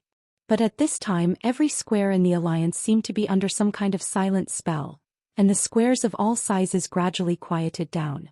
The silence was just an illusion before the storm. 1 chop, 2 chop, 3 chop, 7 chop. When the elemental giant's axe was finally like an executioner, ruthlessly chopping off Gursa's huge and ugly head. The crowd continued to be quiet for a few seconds. But in these few seconds, it felt like the emotions of all the Alliance people were like springs that had been pressed to the bottom. Pressed to the end, it was either collapse or the most thorough explosion. Sally Whitemane's excited voice just happened to ring out at this moment. Did you see it? The people of the Alliance. Every soldier who fought or stuck to their posts. Did you see it? Just now, the Supreme Commander of the Alliance, His Excellency Duke Marcus, finally used his elemental giant to chop off the head of the Horde's chief, Gurus Hellscream. The death of Gurus, who colluded with the ancient god Yashaji, symbolizes the destruction of the evil Horde. The Alliance has won. Long live the Alliance. The excitement that had been brewing for a long time was finally released at this moment. Boom. The next moment, the cheers of countless Alliance people burst out, resounding through the sky and resounding in every corner of the Alliance's territory. From the most prosperous Eastern Kingdom continent, to Snow Northrend, which had long been allocated, to Kalimdor, which had been in constant conflict for more than a decade, and finally to Pandaria, which had recently joined the Alliance. On every continent in Azeroth, the fanatical cheers of the Alliance people soared. Long live the Alliance. We won. The soldiers raised the weapons in their hands and their fists. The passionate girls kissed every Alliance soldier they saw. The older generation of the Alliance kept wiping away their tears in excitement. The cruel images of their homes being destroyed by the Horde flashed in their minds like a movie, and the voices and smiles of their loved ones who had lost their lives kept replaying in their minds. Long live. In front of Orgrimmar, the Alliance soldiers chanted all sorts of slogans, killing every single mutated beastman. It's over. Queen Sin, Muradin Bronzebeard, Jean, Tyrion, Gavinrad, and the other elders who had participated in the second battle of the Dark Portal were still in disbelief. It's over, Duque said with absolute certainty. Below him, the giant Garush who had lost his head could no longer maintain his form. A large amount of rancid blue and white liquid flowed out of the corpse and was purified by the holy water that Duque had prepared beforehand. Nearly 10 flying transport ships were pouring holy water from the Naru to the scene. Zzz. Without the support of evil energy, Garush's body shrank rapidly. In less than half a minute he had become a headless and handless corpse. Sigh. The sigh of an old Horde hero echoed in the weave. Duque didn't know how to face Grom. No matter how he dealt with this matter, it would only become awkward. Duque shook his head and told himself, I'm a human of the Alliance. With a light tap, the elemental giant who had just displayed his might was annihilated in the air, and all the elements returned to their respective elemental realms. Phew. Letting out a long breath, Duque looked at the brownish-red soul that was leaping in his palm. There was still a remnant of Garush's soul that hadn't disappeared, and it kept roaring angrily. Unfortunately, his soul was imprisoned in that palm-sized place by Duque. Without hesitation, Duque put his palms together, and his powerful soul power crushed the last of Garush's soul. Duque sighed. It's finally over. If he had killed Garush, there wouldn't have been the so-called King of Draenor. Duque really had enough of those damned enemies who didn't die cleanly and came back to cause trouble. The Pandaren leader Zhu Xian stepped forward. Commander, actually, we Pandaren think that a fair trial would be better. Duque didn't back down. The Horde has brought tens of millions of casualties to the Alliance. This disaster is more serious than the damage caused by the Horde in Pandaria. The Alliance has tried to solve the problem in a peaceful way, gathering the power of all the intelligent races in Azeroth to face the Burning Legion and the ancient gods. I'm sorry, but the Horde has let down the Alliance's good intentions. So, this is the trial the Alliance has given the Horde. Kill the Great Chief. Destroy them all. Alright, I'll report this to Emperor Xiaohao. Emperor Xiaohao will understand the Alliance's actions, Duque said solemnly. A few days later, on the wasteland of Splendid Valley, erudite Zhou and a group of Alliance heroes witnessed the appearance of Xiaohao's soul. With the help of the 4 gods and Xiaohao, Splendid Valley regrown its first tree, symbolizing the end of the war in Pandaria and the beginning of the reconstruction of Splendid Valley. More importantly, the Alliance held a throne meeting while sending millions of soldiers to clear out the remaining orcs on the Kalimdor continent.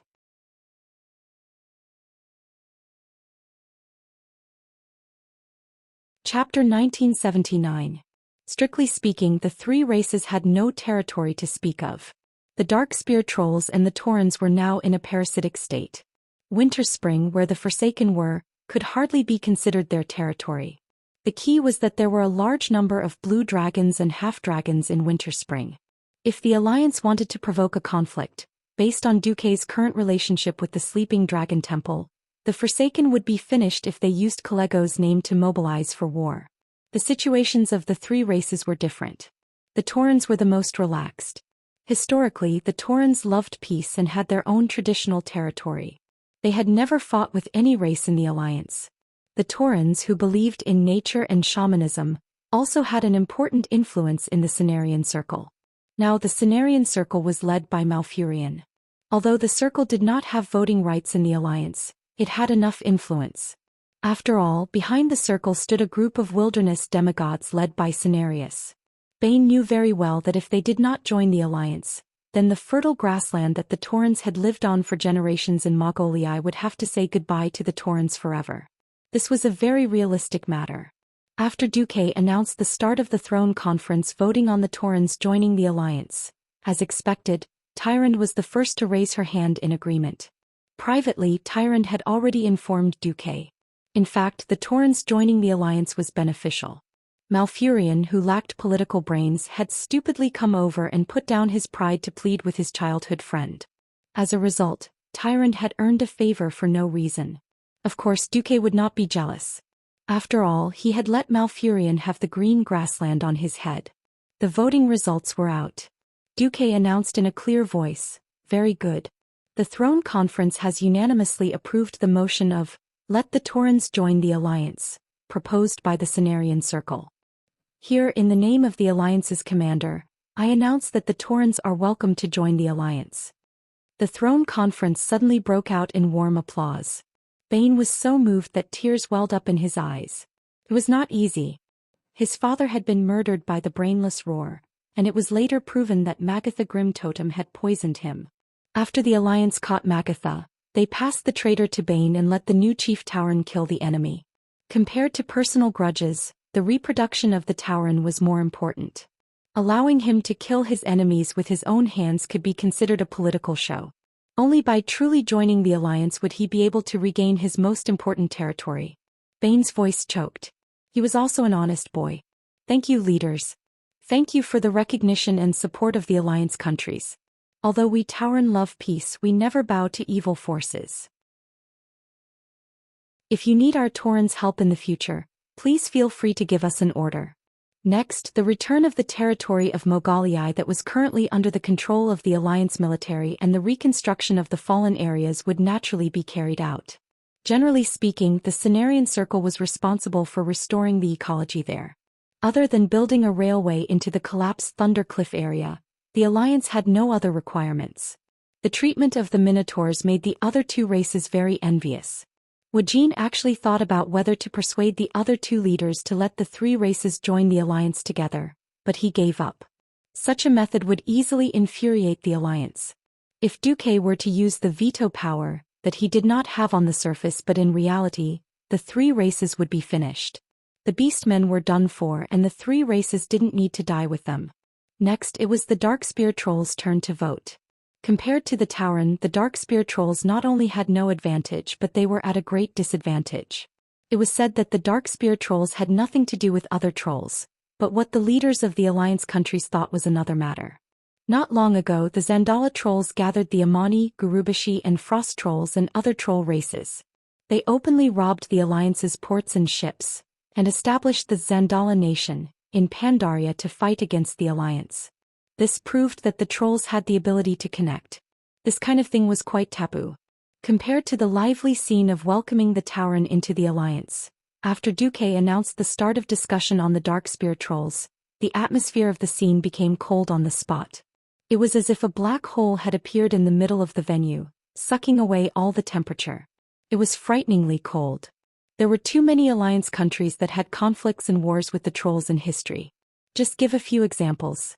The Sin Dorii kingdom, where Queen Shay was from, was preceded by Kuel Salis, who had fought with the Amani trolls for thousands of years, and was even more pressured by the Amani trolls.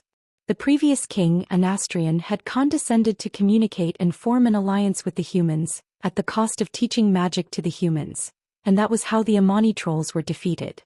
On the Lordaeron continent, many kingdoms had fought with trolls. For example, the Wildhammer Dwarves, the Evil Branch and the Withered Tree clan of the Eagle Nest Mountain. Another example was the king of the Stormguard kingdom, Danath Trollbane. God's mother Trollbane, itself meant troll killer. There were also the Frost Mane trolls and Winter Axe trolls all over the snowy mountains of the Eastern Kingdom continent, respectively harassing Alterac and Dan Molo. Further south was the Stormwind Kingdom, which often fought with the remnants of the Gurubashi Empire. It was no exaggeration to say that just by looking at the trolls' race, they had offended most of the alliance to death. Wuxia knew he had to do something.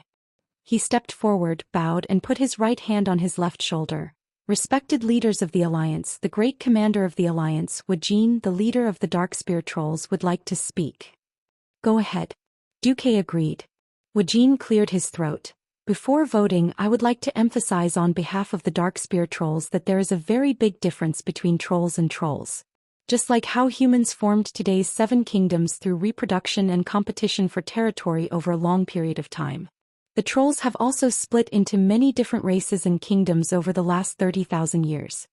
Wuxia spent 5 minutes briefly explaining the structure of the trolls. The Zandala trolls were the ancestors of all trolls, so the Zandala tribe was a relatively special branch of trolls. They were born with a righteous name. They split into 4 major branches. Forest trolls. Represented by the Amani trolls, there were clans such as Fire Tree, Evil Tooth, Evil Branch, Rotten Moss, Burning Thorn and Deadwood. Sand trolls.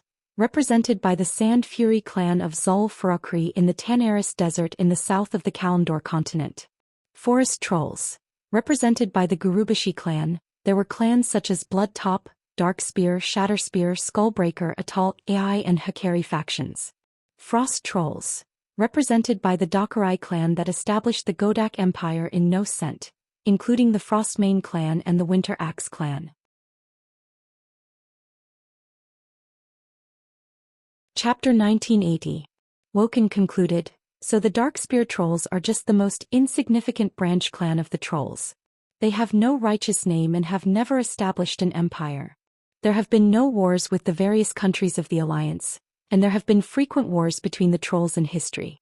So I hope that the leaders can judge the Darkspear trolls as an independent race. Woken's speech caused a whisper among the leaders of the alliance. To be honest, Woken had no confidence in joining the alliance. It wasn't that he didn't try. For example, he had previously sent something similar to a visitation card to Queen Sylvanas, hoping to see the queen. Woken was very wise. He probably knew Queen Sylvanas's position in the alliance. As one of Duque's harem, if Queen Sylvanas took the lead in opposing, then the Darkspear trolls would have no chance of joining the alliance. With a pillow talk, Duque had 1 vote, Queen Sylvanas had 1 vote, Kalia, Alicia and Jaina each had 1 vote. The Darkspear trolls didn't even need to look at the votes of other countries. Unfortunately, Queen Sylvanas did not accept his request for a meeting. This undoubtedly poured cold water on Woken. Woken was very nervous. He went from the chief of a small clan to Sal's former deputy, relying on his wisdom. Through that period of time as an advisor, his knowledge was constantly growing. In fact, from the moment the Darkspear trolls withdrew from the tribe, he had been thinking about the future of his people. The conclusion was very discouraging, but he had to accept the reality. If he couldn't join the alliance, the Darkspear trolls would never have a chance to rise. His nervousness, his apprehension, all fell into Duque's eyes. But Duque was laughing his head off. On the surface, Duque was still that high and mighty demigod, the commander-in-chief of the alliance who held great power. However, the fluctuations in his heart were all reflected in his elemental waves. At this moment, Duque, who seemed to be doing nothing, was laughing in the Magic Net Communication private chat group that only connected to his harem. Yo Sylvanas, what if I told you that one of the futures I saw? After the tribe experienced the terrible Great Chief brain-dead roar, Woken came to power and became the Great Chief. Do you believe it? Yes. Queen Sylvie gnashed her teeth. Even if you tell me that another me will become the chief of the tribe in the future, I will believe you.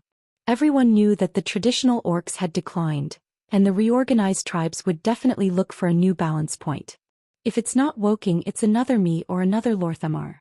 As a super powerful person who had traveled through time and space with Duque and collected other timelines, the demigod Queen Sylvanas was no fool.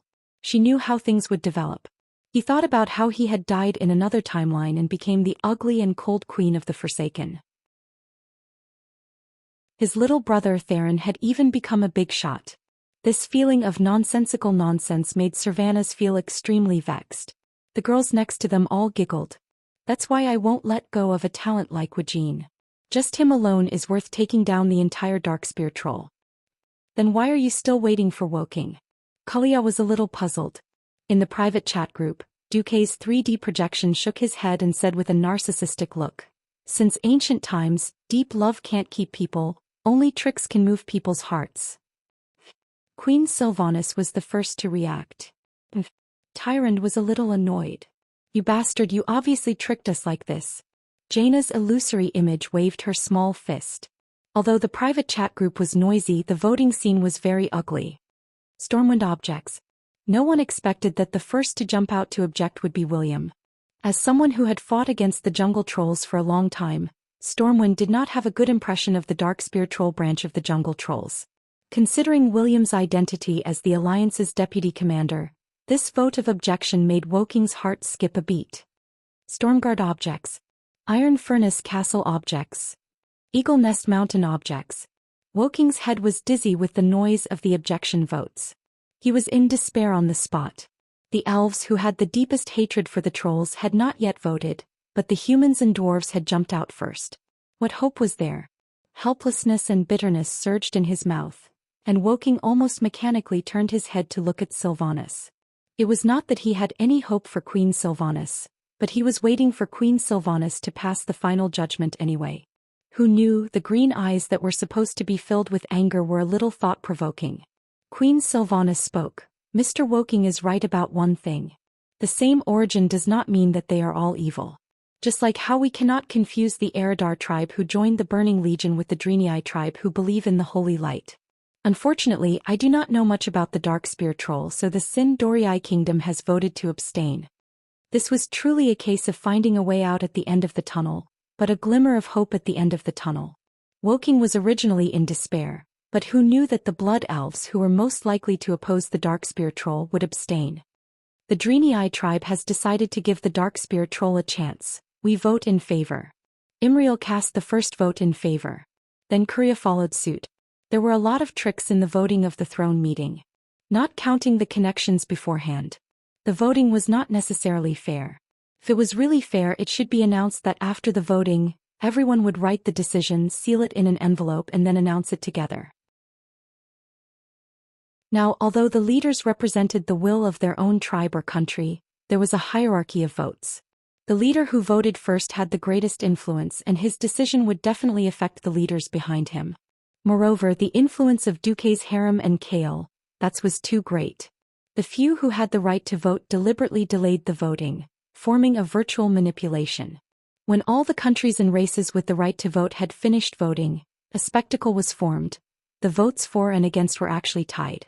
It just so happened that according to the rules of the Alliance throne meeting, in addition to each country and race with the right to vote, there was also a special existence with the right to vote, and one vote was equal to 2 votes. That was the supreme commander of the Alliance, Duque. It was really strange. Perhaps some of the Alliance leaders who voted against felt that something was wrong. In fact, after today, Duque would naturally change the rules to make the voting more fair and reasonable. But today your grandpa Dooku is the one who's in charge. Woking looked at Duque with anticipation and desire. Duque said, Woking, is there anything else you want to add? Woking lowered his head and said in a deep voice, please give the Darkspear troll a chance to prove itself. As long as we can join the Alliance, the Darkspear troll is willing to lower its status and join as a vassal race.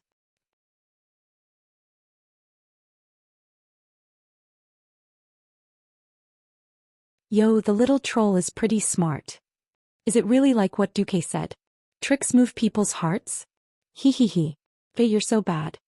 Duque pretended not to hear the complaints of his harem. From another angle, to be able to operate in the Alliance also proved that Duque's influence was unparalleled. Alright, I will announce my decision as the commander of the Alliance. In reality, this is also the decision of this throne meeting. The decision is, agree. Duque finally revealed a smile. His body was lifted by the fire elements and floated down. He arrived in front of Wuxia and extended his right hand. Welcome Darkspear trolls to the Alliance. Thank you. Thank you so much. Wuxia's hand was very big. He tried to control the strength and angle and shook hands with Duque. As smart as Wuxian was, of course, he thought that it was likely that Duque was operating. Knowing this, he still felt a burst of excitement. There was no need to be afraid anymore. The alliance was a behemoth, and as an enemy, it was undoubtedly very terrifying. Once he entered the alliance, it would be a different story. Perhaps he would be targeted in the future. But Wuxian believed that as long as he and the Dark Spear Trolls were truly loyal and went all out, the alliance would not regard the Dark Spear Trolls as cannon fodder. For some reason, Wuxian had this premonition. The last Forgotten Ones were also quite controversial. After all, it was a debate between the living and the dead. Before, when the Trolls joined the alliance, it was ultimately a battle between some races and kingdoms. The addition of the undead was a conflict between the Forgotten Ones and all the living. From the beginning, Delano was very smart not to target the first tier for the application. In the alliance, especially in the human countries, the alliance inheritance law was passed. The undead were not allowed to have most of the living's rights, such as inheritance of land and so on. Except for non-ancestral weapons and armor, the undead were not allowed to have them. The most obvious case was Alexandros Mograine. His son, Darian Mograine, continued to exist as an undead, but old Mo directly announced that the family was extinct, and all the Mograine family's inheritance would be inherited by the adopted daughter, Sally Whitemane. Although the Forgotten Ones applied to join the alliance as a cooperative organization, it still caused a great deal of controversy. In the end, Delano agreed to a series of terms in a humiliating way before he was allowed to join the alliance. 1. The leader of the Forgotten Ones was changed to Darian Mograine. 2. The Forgotten Ones were strictly prohibited from obtaining new members by resurrecting the corpses in the graveyard of the alliance member states. 3. All alliance soldiers must write a notarized will and sign a life and death contract before going to the battlefield, and decide whether to agree to resurrect as an undead if they die in battle. If they choose to resurrect as an undead, they will lose all the rights of the living, such as the most basic right to visit their loved ones. The application of living relatives would be approved separately. After tossing and turning for a day, the proposal for the 3 races to join the alliance was finally passed. The horde was destroyed, but the war was not over. For the time being, the orcs all over the barren land and Durotor were still stubbornly resisting in the corners of various caves. The most crucial issue was that the problem of the other main race of the horde, the goblins, triggered a new war. The goblins were extremely greedy. There was nothing that couldn't be solved with a bag of gold coins. There was then 2 bags. Duque and other alliance leaders really underestimated the goblins' obsession with wealth. After the hot sand conglomerate collected a huge amount of life-saving money from the Rustwater conglomerate's goblin prince Garvix, they actually announced to the alliance that the horde was destroyed. The Rustwater conglomerate had left the horde and Garvix was innocent. The alliance had no right to ask the neutral hot sand conglomerate to hand over Garvix. In private, the hot sand conglomerate contacted the alliance. "I can hand over Garvix, but please give me some money." Not much, just 10 years of taxes from the alliance. Otherwise, the hot sand conglomerate would be exempted from taxes and inspections when doing business in the alliance. There was a saying that you wouldn't die if you didn't court death. The goblins thought that the current alliance was just an ordinary organization that had to give face to the goblins. Who knew that the arrogance of the goblins angered the alliance? The Throne Council voted that because the hot sand conglomerate harbored the war criminal Garvix and a large number of tribal members who fled to Gadgetsan in the Tanaris Desert, the alliance announced that it would deny the hot sand conglomerate's self-proclaimed neutrality and declare war on the other 2 goblin consortiums, the venture capital company and the hot sand conglomerate. Chapter 1982. The goblins were dumbfounded on the spot. The alliance's move was undoubtedly a declaration of war against all the goblins. The goblins claimed to have 5 major trading princes. No one knew who the hell the other 2 were. Were they interstellar goblins or some other goblins? Anyway, there were only 3 goblins on planet Azeroth. In addition to the tribe twice, there was the Rustwater conglomerate that had invested in Old Jiang for 49 years. There was also the hated venture capital company and the hot sand conglomerate that had the most territory on Azeroth. Needless to say, the venture capital company was the most hated financial group. This group of bastards dared to trample all the laws in the world for money. They mined ore resources everywhere, abused explosives to blow up fish, used large amounts of mercury to extract gold, turned rivers into rivers of death, and used goblin loggers to secretly cut wood in the Night Elves' territory. Anyway, after causing trouble everywhere, they would just leave. The Night Elves and Stormwind had suffered great losses at their hands. The Alliance announced early in the morning that they would kill every employee of the venture capital company they saw. Unfortunately, the goblins were all the same in the eyes of the Alliance.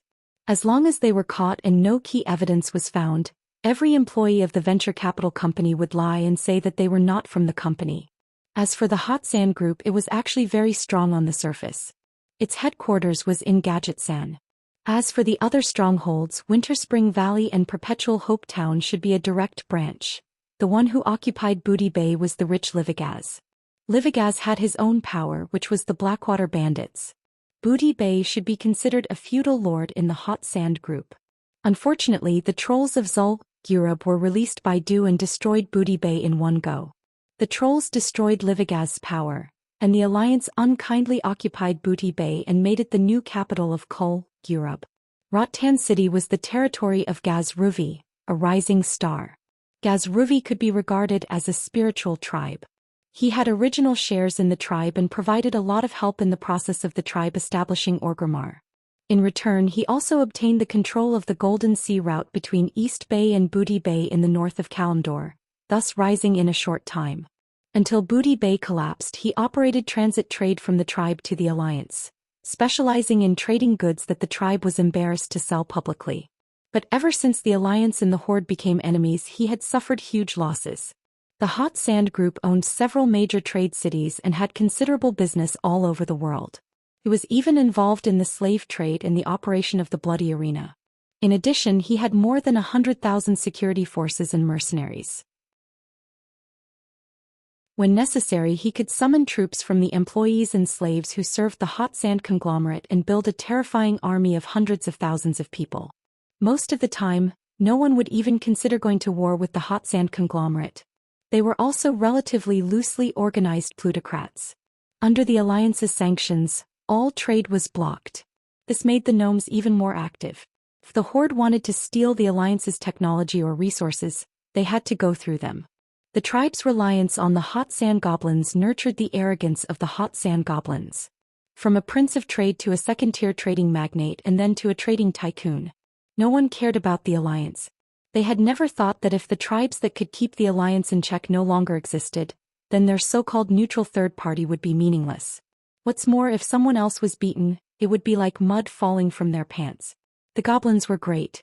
There was no need to look. Their pants must be full of **T. Even slander would be saved. There was no family in the Alliance that did not hate the goblins.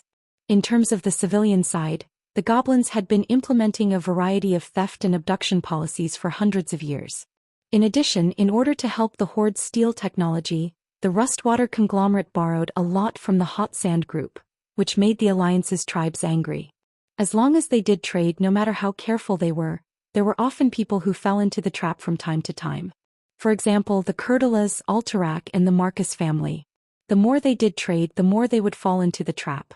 Often, the Hot Sand borrowed the hands of ordinary people to make various shell companies to cause trouble. It could be said that there were new and old grudges. In the military, there was even more blood debt. They stole all kinds of technology, machines, and ships. The most important thing was that the dignified King William of Stormwind was sold as a slave gladiator when he lost his memory. Afterward, Stormwind pursued the responsibility of the Hammer of Misfortune arena. They directly changed the boss, saying that the former boss had run away and did not admit anything. Every year, many beautiful humans, night elves, and blood elf girls were abducted and sold. Many strong people were accidentally deceived and sold as slave gladiators, losing their lives in the arena. At the throne meeting, Duque proposed to start a war against the Hot Sand Group and the venture capital companies that shielded the Rustwater conglomerate. He received a unanimous vote in favor. It was not until the Alliance's flying fleet attacked and the heavy rain of artillery shells poured over the desert city of Gadgetsan that the Hot Sand conglomerate's boss, Hot Sand, realized that the Alliance was serious. No. The Alliance has no right to do this. I want to protest. Oh my God. My money. My money. Damn that group of Alliance mad dogs. Gather all the mercenaries, we will fight the Alliance dogs. Hot Sand was nervous and kept changing his orders. Just as he was about to go all out, he received a shocking piece of news. The number and quality of mercenaries recruited were far less than expected. What happened? That group of bastards who are like sand in the desert didn't dare to come when they saw the money this time. Hot Sand slammed the table angrily. No. The main thing is, our best mercenaries died in Theramore. The reply of his men made Hot Sand's heart fall into the abyss. Tricks, it was all King tricks.